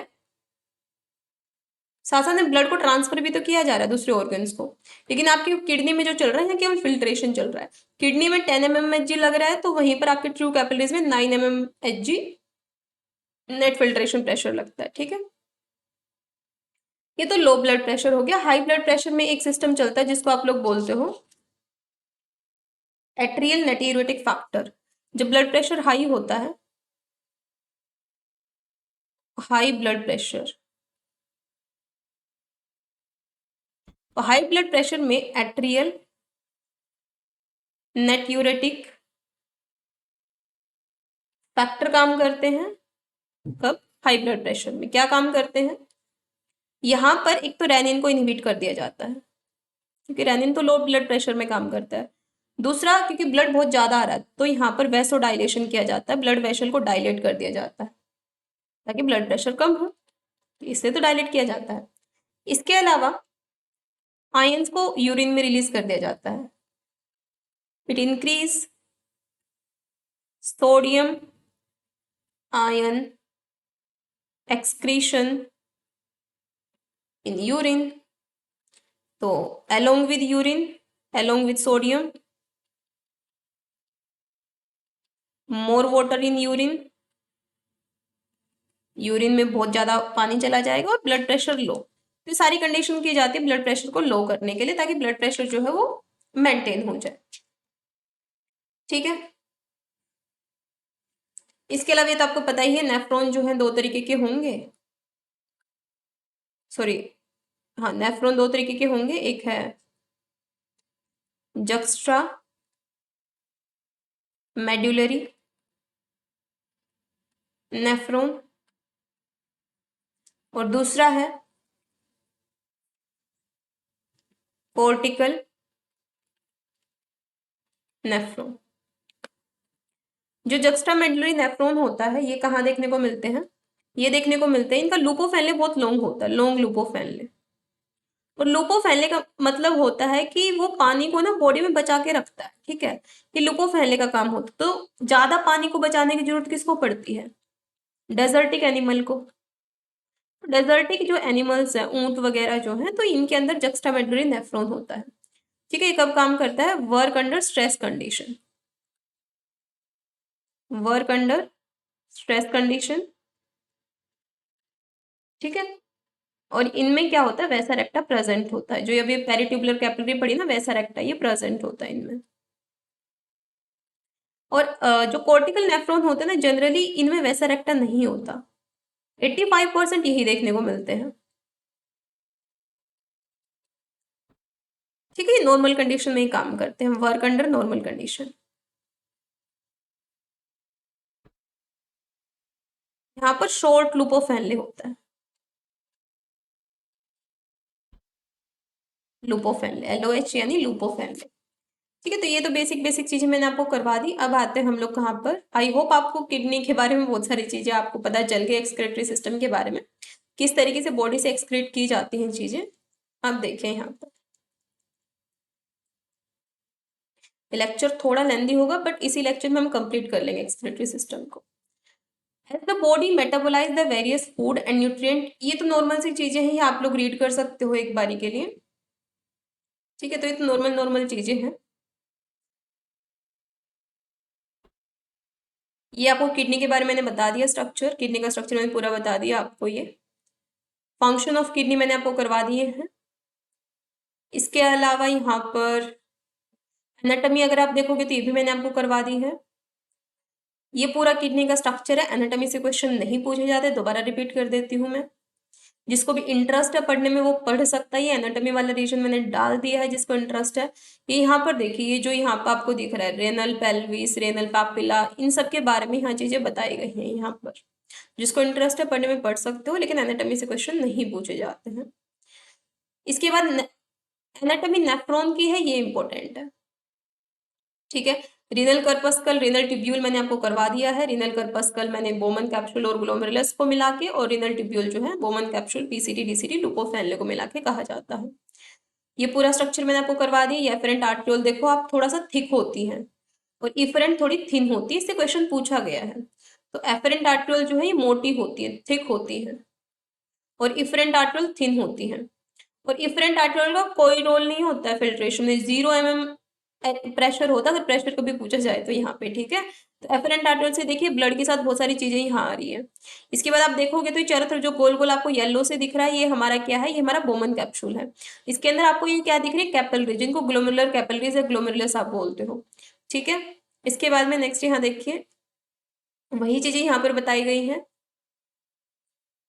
देन यहाँ पर रेनल कॉर्पस्कल और फिल्ट्रेशन मेम्ब्रेन यहाँ दिखाई गई है कि ये एफरेंट आर्ट्रियोल है, ये इफरेंट आर्ट्रियोल है, ये पूरा हमारा कैप्सुलर स्पेस है, ग्लोमेरुलर कैप्सूल। इसके अंदर ये जो कैपिलरी है, कैपिलरी के अंदर ये पोडोसाइट्स हैं, ये यहाँ पर इस तरीके से पोडोसाइट्स लगे हुए हैं। पोडोसाइट्स के बारे में, पोडोसाइट को स्लिट पोर भी कहा जाता है। इसके अलावा यहाँ पर देखिए, इसको और जूम कर दिया गया है, ग्लोमेरुलर कैपिलरीज बताई गई हैं सराउंडेड बाय पोडोसाइट। तो जो पोडोसाइट है यहाँ पर देखिए चारों तरफ फिल्ट्रेशन स्लिट्स होते हैं। ठीक है, इसको और डिटेल में मैं आगे करवाऊंगी, जब मैं आपको क्वेश्चंस करवाऊंगी ना वहां पर मैंने और डिटेल में इसको समझाऊंगी मैं वहां पे। इसके बाद में यहाँ पर ये आपको रीनल ट्यूब्यूल का पूरा डायग्राम यहाँ पर दिया गया है, जो मैं करवा चुकी हूँ आपको, इनके बारे में बताया गया है। ये टाइप्स ऑफ नेफ्रॉन है, जक्स्टामेडुलरी नेफ्रॉन में आप देख सकते हो लूप ऑफ हेनले कितना लंबा है, और कॉर्टिकल में देखिए कितनू सा है। ठीक है, तो आप देखोगे रेनल, मैंने कहा था ना रीनल कॉर्टेक्स और मेडुला दो रीजन होते हैं। तो मेडुला वाले रीजन में देखो कलेक्टिंग डक्ट जो है, ये सारे मेडुला वाले रीजन में यहाँ पर प्रेजेंट, लूप ऑफ हेनले आपको मेडुला वाले रीजन में दिख रहा है, जक्स्टामेडुलरी का। ठीक है, देन यहाँ पर यूरिन फॉर्मेशन का फिजियोलॉजी यहाँ पर है। ग्लोमेरुलर फिल्ट्रेशन में आपको करवा चुकी हूँ। इसके अलावा ट्यूबुलर रीअब्जॉर्प्शन में करवा चुकी हूँ आपको, ट्यूबुलर सिक्रेशन में आपको करवा चुकी हूँ कि जो जो चीजें हमारी बॉडी को नहीं चाहिए हैं, एसिड बैलेंस बेस बनाने के लिए H पॉजिटिव वगैरह को वापस से क्या कर देती है, वापस से हमारे नेफ्रॉन में डाल देती है। ये एक डायग्राम में देखिए वापस से सारी चीजें रिपीटेड है। PCT में क्या हुआ है, यहाँ पर NaCl यानी जो सोडियम है, ग्लूकोज है, वाटर, इनको रीअब्जॉर्ब कर लिया गया है, H पॉजिटिव को और अमोनिया को इसमें डाल दिया गया है। इसके अलावा descending loop of Henley water के लिए परमेबल होती है, ascending loop of Henley NaCl के लिए परमेबल यानी आयंस के लिए परमेबल है। डिस्टल ट्यूब्यूल जो होती है, यहाँ से सोडियम पोटेशियम पंप, जो NaCl जो है H पॉजिटिव है, इनको निकाला जाता है जब BP कम होता है, और K पॉजिटिव H पॉजिटिव को यहाँ पर डाला जाता है। ठीक है, और कलेक्टिंग डक्ट में जो यूरिया आया है आपका, वो यूरिया और वाटर को यहाँ से एक्सचेंज किया जाता है। ठीक है, ये यूरिन की करेक्टरिस्टिक्स दिए गए हैं, कलर क्या होता है, ऑर्डर क्या होता है, पीएच क्या होता है। ठीक है, ये सारी चीजें मैं करवा चुकी हूँ आपको। एंटी डायरेटिक हार्मोन के बारे में करवा चुकी हूँ, एंटी डायरेटिक हार्मोन क्या काम करता है। तो एंटी डायरेटिक हार्मोन, एक चीज ध्यान रख लेना, पोस्टीरियर पिट्यूटरी से रिलीज होता है। एंटी डायरेटिक हार्मोन को एक और नाम से जाना जाता है, वैसोप्रेसिन। क्या कहते हो आप लोग, वैसोप्रेसिन, ये इंपॉर्टेंट है। Anti diuretic hormone also known as vasopressin, and it release from posterior pituitary. Most of the hormone आपके एंटीरियर पिट्यूटरी से होते हैं, लेकिन एंटी डायरेटिक हार्मोन आपके पोस्टीरियर पिट्यूटरी में स्टोर होके रहता है, और जब नीड होती है इसकी तभी रिलीज हो जाता है। पोस्टीरियर पिट्यूटरी के थ्रू ही रिलीज होता है, रिलीज बाय पोस्टीरियर पिट्यूटरी। ठीक है। कब? जब बीपी लो होता है तो ये वाटर के अमाउंट को बैलेंस करने का काम करता है। तो लो ब्लड प्रेशर है तो क्या होता है, हाइपोथैलेमस जो है वो पिट्यूटरी ग्लैंड को सिग्नल देता है, पोस्टीरियर पिट्यूटरी से एंटीडायरेटिक हार्मोन को रिलीज किया जाता है, एंटीडायरेटिक हार्मोन डीसीटी के पास जाता है और ब्लड प्रेशर ब्लड वॉल्यूम इनको इंक्रीज करने का काम करता है।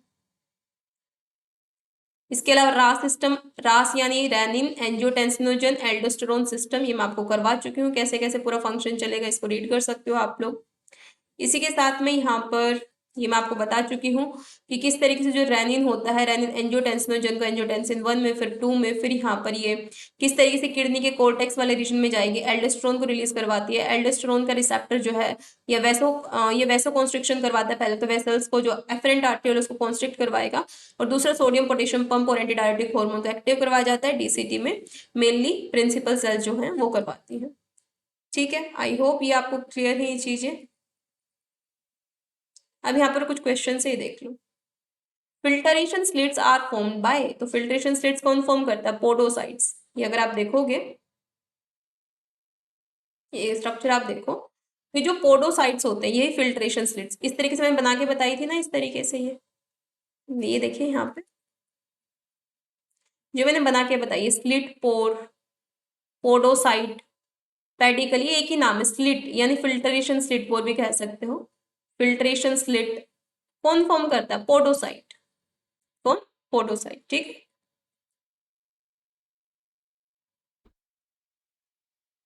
यहाँ पर और चीज आप देख सकते हो, यहाँ पर जो ग्लोमेरुलर कैपिलरीज है ना, जो ग्लोमेरुलर स्पेस है उसको और डिटेल में दिखाएगा। ये डायग्राम बहुत इंपॉर्टेंट है, देखिए ये केवल ग्लोमेरुलर स्पेस वाला, जो इस तरीके से एफरेंट आर्टरियल ग्लोमेरुलस में ब्रेक हो रही थी ना, केवल उसी का यहाँ पर जो मेम्ब्रेन है उनको बताया गया है कि यहाँ पर फिल्ट्रेशन बैरियर 3 होते हैं। सबसे पहले होते हैं यहाँ पर endothelial cell of glomerular capillaries, इसके अलावा ग्लोमेरुलर बेसमेंट मेम्ब्रेन होती है, इसके अलावा पोडोसाइट्स यहाँ प्रेजेंट होते हैं।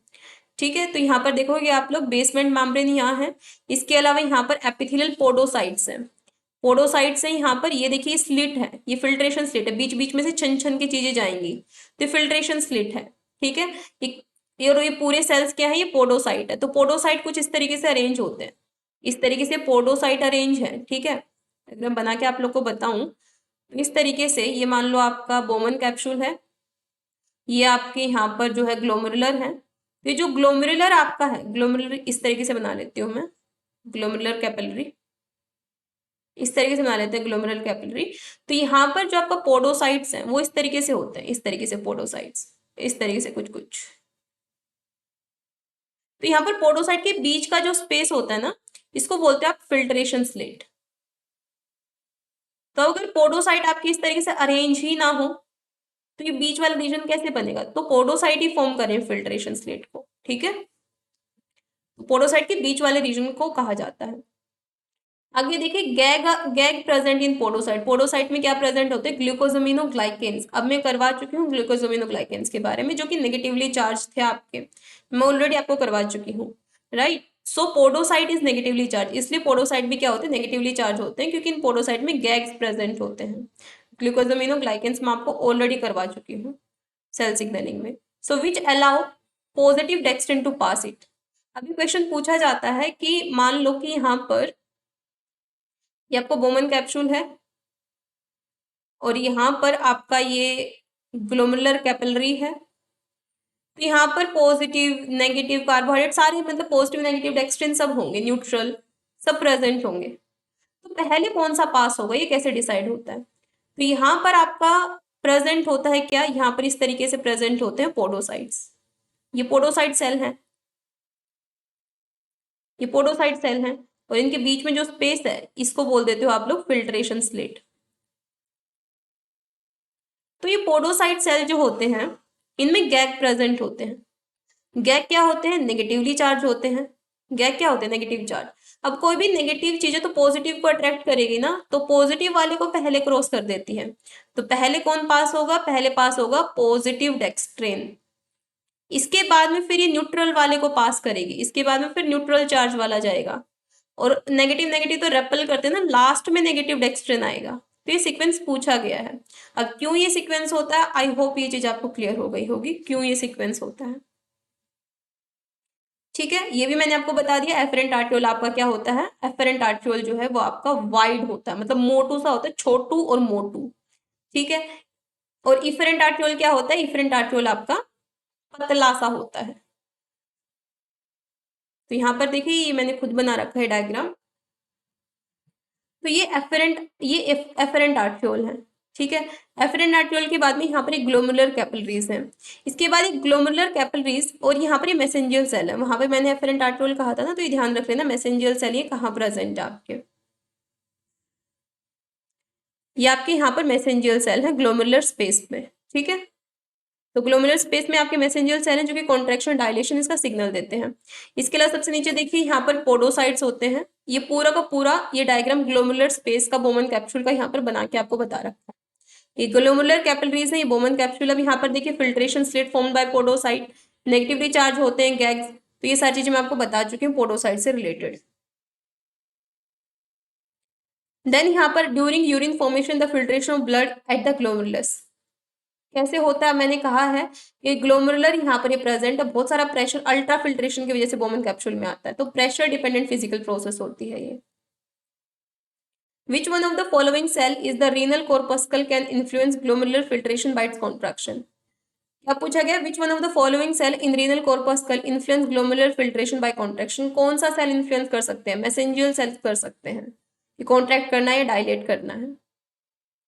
तो मैसेंजियल सेल क्या काम करते हैं, physical support of capillary with in the glomerulus, contraction और डायलेशन का ये रिस्पॉन्स ये बताते हैं।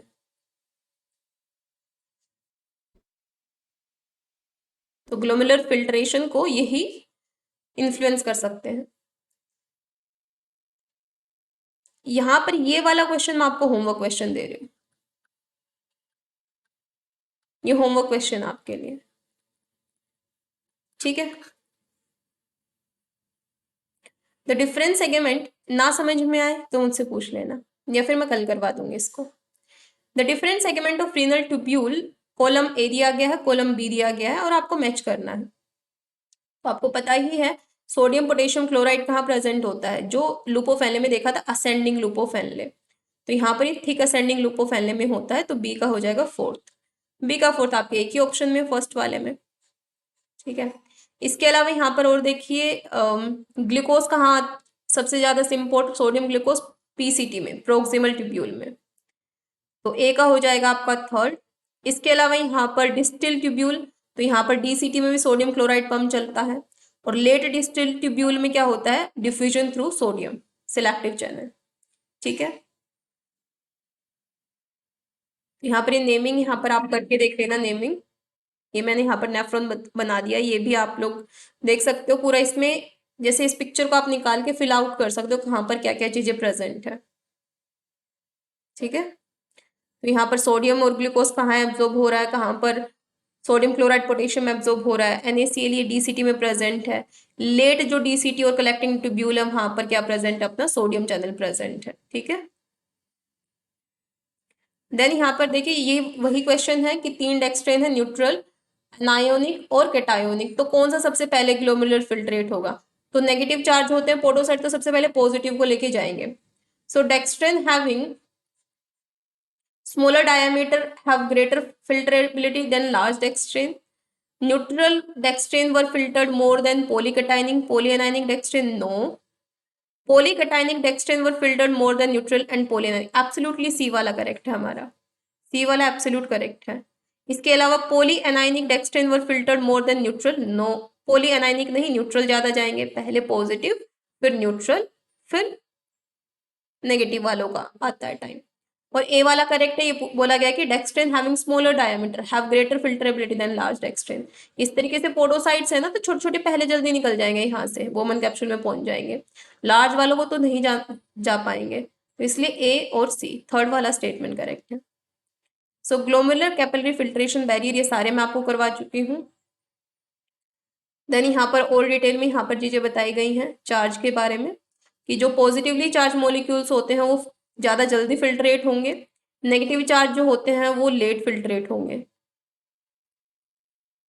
Boman capsule are present in which of the following organ या टिश्यू? कहाँ प्रेजेंट होते हैं बोमन कैप्सूल आपके? और एब्सोल्युटली किडनी में प्रेजेंट होंगे। तो किडनी में भी, रीनल कॉर्टेक्स में, मेडुला में, कहाँ प्रेजेंट होते हैं ये?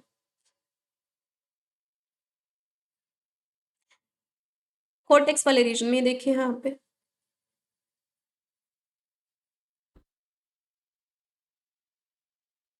अगर आप स्ट्रक्चर को देखोगे, इस स्ट्रक्चर को, तो यहाँ पर देखिए आपका क्या पूछा गया था, बोमन कैप्सूल। तो बोमन कैप्सूल कॉर्टेक्स वाले रीजन में है। ज्यादातर ये मैंने अभी बताया था ना आपको, कलेक्टिंग डक्ट और लूप ऑफ हेनले, ये प्रेजेंट है मेडुला में। तो आपका कहाँ प्रेजेंट होगा? कॉर्टेक्स, कॉर्टेक्स वाले रीजन में प्रेजेंट होगा आपका बोमन कैप्सूल। ठीक है।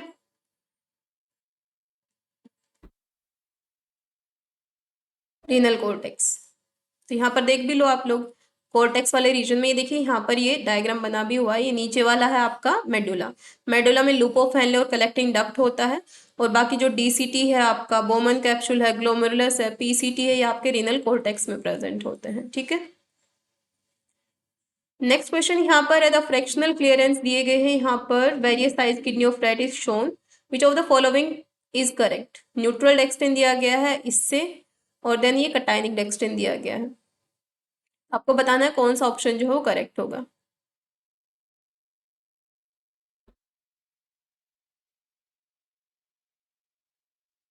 तो ये वाला तो होगा नहीं, यहाँ पर बोला गया फ्रैक्शनल क्लियरेंस और यहाँ इफेक्टिव मोलिकुलर डायमीटर। तो सबसे ज्यादा जल्दी कौन जाएगा? सबसे ज्यादा क्लियरेंस होगी इस वाले की, जिसमें ऊपर ऊपर डॉट डॉट डॉट, कटाइनिक वाले की। कटाइनिक के बाद फिर न्यूट्रल जाएगा, तो यहाँ पर B1। क्योंकि हम लोगों ने क्या पढ़ा था कि कटाइनिक पहले जा सकता है, न्यूट्रल पहले जाएगा। कौन सा पहले जाएगा? कटाइन वाला, क्योंकि हमारे जो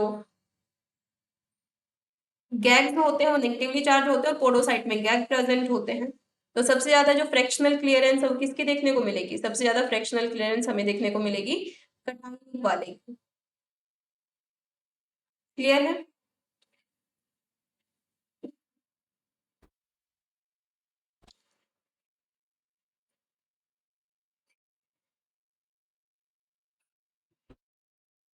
कटाइनिक वाले की तो ऊपर ऊपर, सबसे ऊपर कटाइनिक ही होना चाहिए फ्रैक्शनल क्लियरेंस के मामले में, बाकी सारे जो है इस वजह से गलत हो जाएंगे। तो सेकंड ऑप्शन करेक्ट है।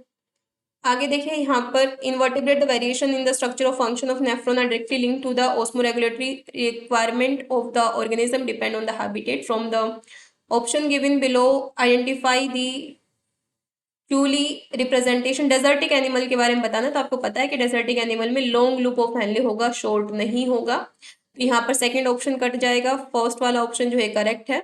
इसके अलावा यहाँ पर हाइपर ऑस्मोटिक, हाइपर मतलब बहुत ज्यादा, no. Large volume of urine, no. अगर डेजर्टिक एनिमल है तो यूरिन कम पास करेंगे ताकि पानी को बचा के रख सके। Removal of nitrogen as uric acid, absolutely. तो फर्स्ट और फिफ्थ यहाँ देखने को मिलेगा, तो इसका डी ऑप्शन। ठीक है। आगे देखिए यहाँ पर आपको ये बताना है कैसे इसका रीअरेंजमेंट होगा। यहाँ पर तो किडनी से रेनिन रिलीज होता है, फिर सबस्ट्रेट फॉर ए, यहाँ पर बी क्या होगा? बी यहाँ पर होगा एंजियोटेंसिनोजन, टेंसिनोजन। इसका डी हो जाएगा, देखियो रेनिन, एंजियोटेंसिनोजन। फिर उसके बाद में यहाँ पर एंजियोटेंसिनोजन को रेनिन क्या करेगा? एंजियोटेंसिन 1 में कन्वर्ट कर देगा। फिर ये जाता है यहाँ पर सी के पास में, तो इसको 2 में कन्वर्ट कर दिया जाता है। तो एंजियोटेंसिन 1 और एंजियोटेंसिन 2। ठीक है। तो डी वाला, ये वही चीज यहाँ पर भी बताई गई है कि लीवर में एंजियोटेंसिनोजन होता है, जो किडनी से जो रेनिन आता है वो इसको एंजियोटेंसिन 1 में कन्वर्ट कर देते हैं। लंग्स के पास एंजियोटेंसिन कन्वर्टिंग एंजाइम इसको एंजियोटेंसिन 2 में कन्वर्ट कर देती है। 2 जो होता है ये एड्रेनल कोर्टेक्स और एडीएच का सिक्रेशन करवाता है, और फाइनली यहाँ पर वाटर को रीअब्सॉर्ब करवा लिया जाता है किडनी में। तो एल्डोस्टेरोन के फंक्शंस यहाँ दिए गए हैं। तो एल्डोस्टेरोन के फंक्शंस क्या क्या होते हैं, सारी चीजें आप देख लेना। It maintain the mineral regulation bye it's action of DCT, यानी कि डीसीटी में जाके मिनरल्स को रेगुलेट करता है, सोडियम और क्लोराइड को वापस से खींच लेता है। तो जो अभी जो एक क्वेश्चन करवाया था ना, जहाँ पूछा गया था डीसीटी में से Na और Cl जो है, इनको ये वापस से रीअब्सॉर्ब करवाता है। Accelerate the reabsorption of sodium, इसके अलावा there is excess production of hormone, sodium is retained. इसके अलावा और क्या करवाता है, in case of profuse sweating which lead to loss of NaCl, जब आपको बहुत ज्यादा स्वेट हो रहा है, NaCl लॉस हो रहा है, so it need to conserve sodium, तो इस वजह से यहाँ पर क्या करते हैं, एल्डोस्टेरोन हार्मोन को रिलीज करवा देता है। तो ये सारे एल्डोस्टेरोन के फंक्शंस यहाँ लिखे हुए हैं। ये क्वेश्चन देखिए यहाँ पर, ये बोला गया है दो इंडिविजुअल हैं ए और बी, दोनों का वेट क्या है, दोनों का वेट है 75 kgs, 75 kg है दोनों का वेट, और similar volume of body water, water भी इनके पास बराबर है। दोनों ने सोल्ट स्नैक खाया है, salty. However individual a also has a glass of alcohol, तो इसने ले लिया है अल्कोहल, ठीक है, अल्कोहल, अल्कोहल टी हो गया, कॉफी हो गई, सारे के सारे एडीएच को क्या कर देते हैं, इनिबिट करने का काम करते हैं। So based on this information which one of the following statement is true, कौन सा स्टेटमेंट ट्रू होगा। So a will have lower circulating level of antidiuretic hormone, absolutely, क्योंकि ए वाले ने दारू पी ली है, ठीक है, अगर नॉर्मल भाषा में अगर मैं कहूँ तो। Alcohol inhibit the pituitary secretion of antidiuretic hormone, अब अगर एंटीडायरेटिक हार्मोन अगर घट गया तो एंटीडायरेटिक हार्मोन वाटर के लॉस से प्रिवेंट करवाता है, तो अब वाटर लॉस प्रिवेंशन होगा नहीं, तो जिसकी वजह से जो है बहुत ज्यादा यूरिन सिक्रेशन होगा उसमें। यहाँ पर एल्डोस्टेरोन के फंक्शन है, पहला है aldosterone increase the number of sodium chlorides importer, तो यहाँ पर ये चीज तो मैंने करवाई ही आपको कि एल्डोस्टेरोन जो होता है ये हमारे जो प्रिंसिपल सेल्स होते हैं डीसीटी के, उनके पास में जाएगा और NaCl इंपोर्टर एक्टिवेट करवा देगा, तो ए वाला तो एब्सोल्युटली करेक्ट है। तो ए दो ऑप्शंस में हमारा, फर्स्ट में और फोर्थ में।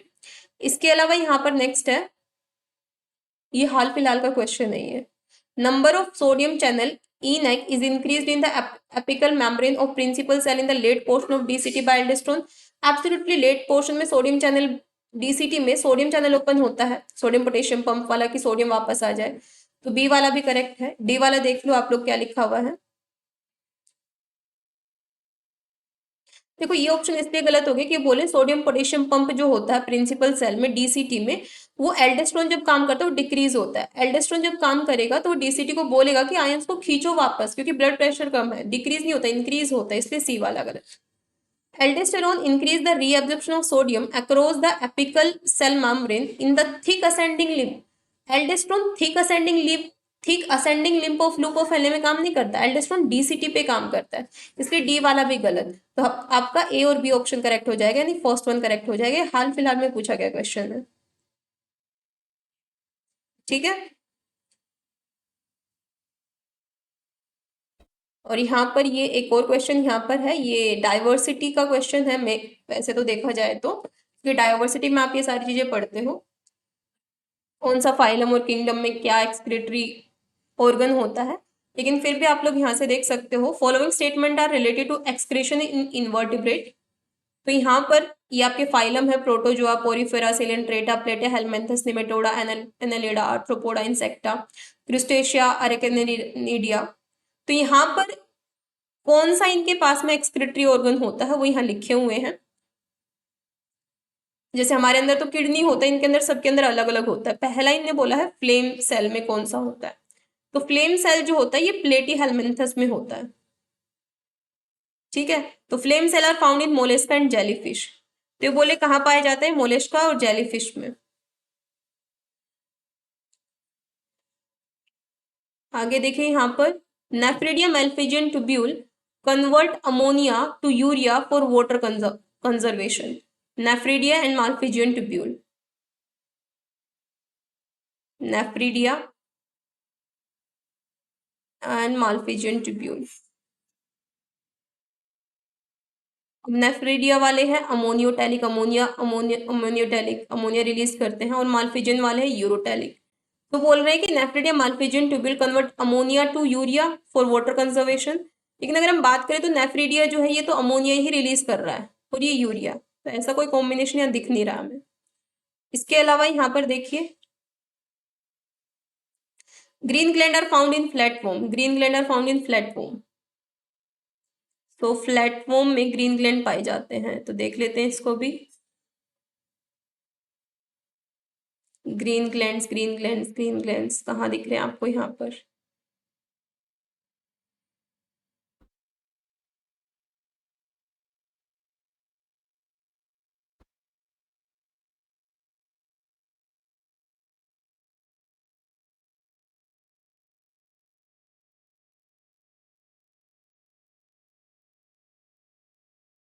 जो फ्लैटफॉर्म होते हैं ना यहाँ पर, ये फ्लैटफॉर्म में ही प्लेटी में ही फ्लैटफॉर्म्स आते हैं, इसमें फ्लैटफॉर्म्स आएंगे। तो यहाँ पर ये चेक करना पड़ेगा क्योंकि डाइवर्सिटी का क्वेश्चन है। यहाँ पर आपको ये सारे के सारे जितने फाइलम है ना, जस्ट अ सेकेंड, इसको चेक करते हैं, wait.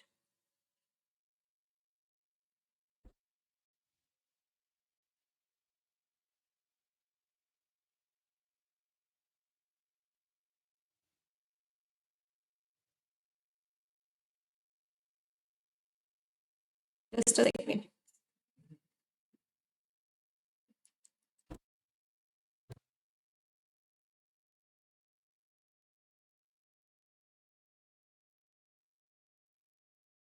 The excretory structure of platform Taenia are flame cells, तो इसमें भी फ्लेम सेल्स ही लिखा हुआ है।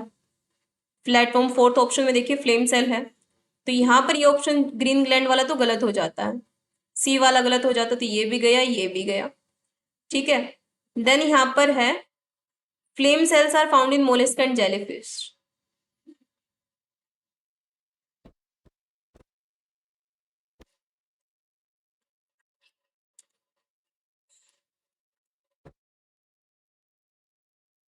ये डाइवर्सिटी का क्वेश्चन है।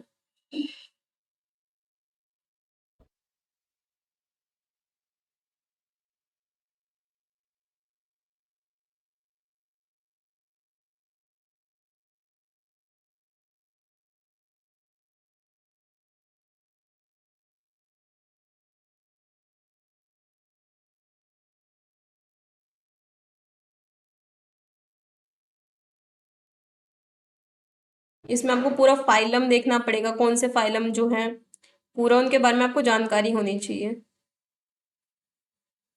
एग्जाम्पल्स आपको पता होने चाहिए। सो ये जो मोलेस्का है और जेलीफिश है, ये if I am not wrong, ये यहाँ पर फ्लेम सेल प्लेटी हेलमिंथस में होती है, और ये प्लेटी हेलमिंथस नहीं होते अकॉर्डिंग टू मी।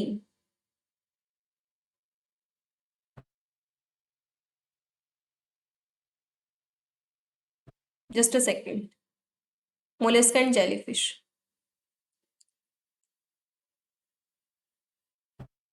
मोलेस्का।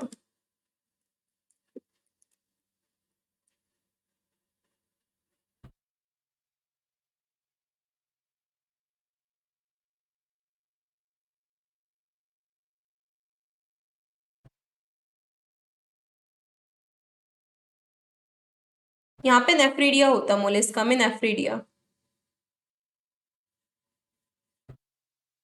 मोलेस्का का एक्सक्रीटरी ऑर्गन नेफ्रीडिया होता है, तो फ्लेम सेल्स ये भी नहीं होगा।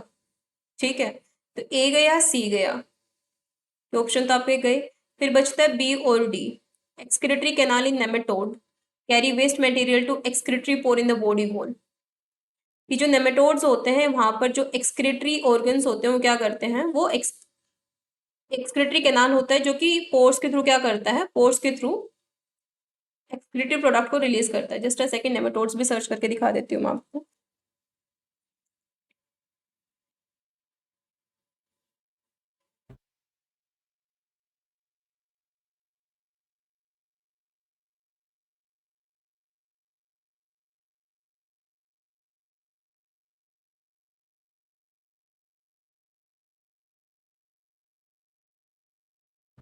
यहाँ पर अब जब आप देखोगे ना, तो आपको दिख रहा होगा nematodes do not have a well developed excretory system.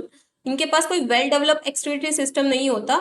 जो भी इनका वेस्ट प्रोडक्ट होता है, removed by diffusion through the body wall और इनटू द सूडोसिलोम, तो ये बॉडी वॉल के थ्रू ही रिलीज हो रहा है। यहाँ पर सेम ऑप्शन भी लिख रखा है कि excretory canal in nematode carry waste material to excretory pore in the body wall, तो बॉडी वॉल के थ्रू हो रहा है, तो डी वाला तो करेक्ट हो जाएगा हमारा, जो कि डी वाला एक ही ऑप्शन में है। ठीक है। देन है nephridia and malpighian tubule convert ammonia to urea.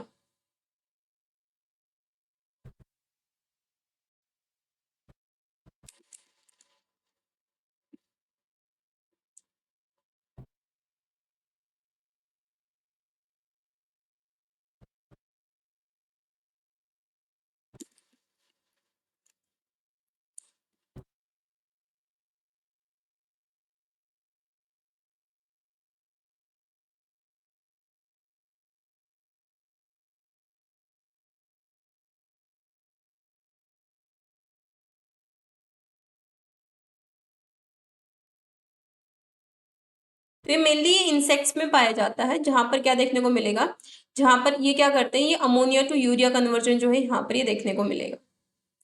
ठीक है, यूरिया में कन्वर्ट कर देते हैं किसको, अमोनिया को, कौन, नेफ्रेटी और माल्पीजियन ट्यूब्यूल। तो ये क्वेश्चन मैंने एक्स्ट्रा इसलिए डाल दिया था आप लोग के लिए, ताकि कुछ एक्स्ट्रा चीज आपको सुनने को मिल जाए। तो जो फ्लेम सेल्स होते हैं ये प्लेटी हेलमिन्थस में होते हैं और ये एक्सक्रीटरी ऑर्गन होते हैं, ये चीज आपने ध्यान रखनी है। इसके अलावा नेमेटोड्स में कोई ट्रू एक्सक्रीटरी ऑर्गन प्रेजेंट नहीं होता, बॉडी वॉल के थ्रू एक्सक्रीशन होते हैं, ये चीज आपने ध्यान रखनी है। इसके अलावा यहाँ पर और कौन सी चीजें हैं, green glands are found in flatworm, green gland flatworm में नहीं होती। प्लेटी हेलमिन्थस को ही फ्लैटवर्म कहा जाता है, जिनके पास में फ्लेम सेल्स होते हैं, ग्रीन ग्लैंड्स नहीं होती है। ठीक है, एक्सक्रीटरी ऑर्गन के जैसा। आई होप ये लेक्चर आपको पसंद आया होगा। So thank you so much everyone, मिलते हैं नेक्स्ट लेक्चर में, तब तक के लिए हैव अ ग्रेट लाइफ।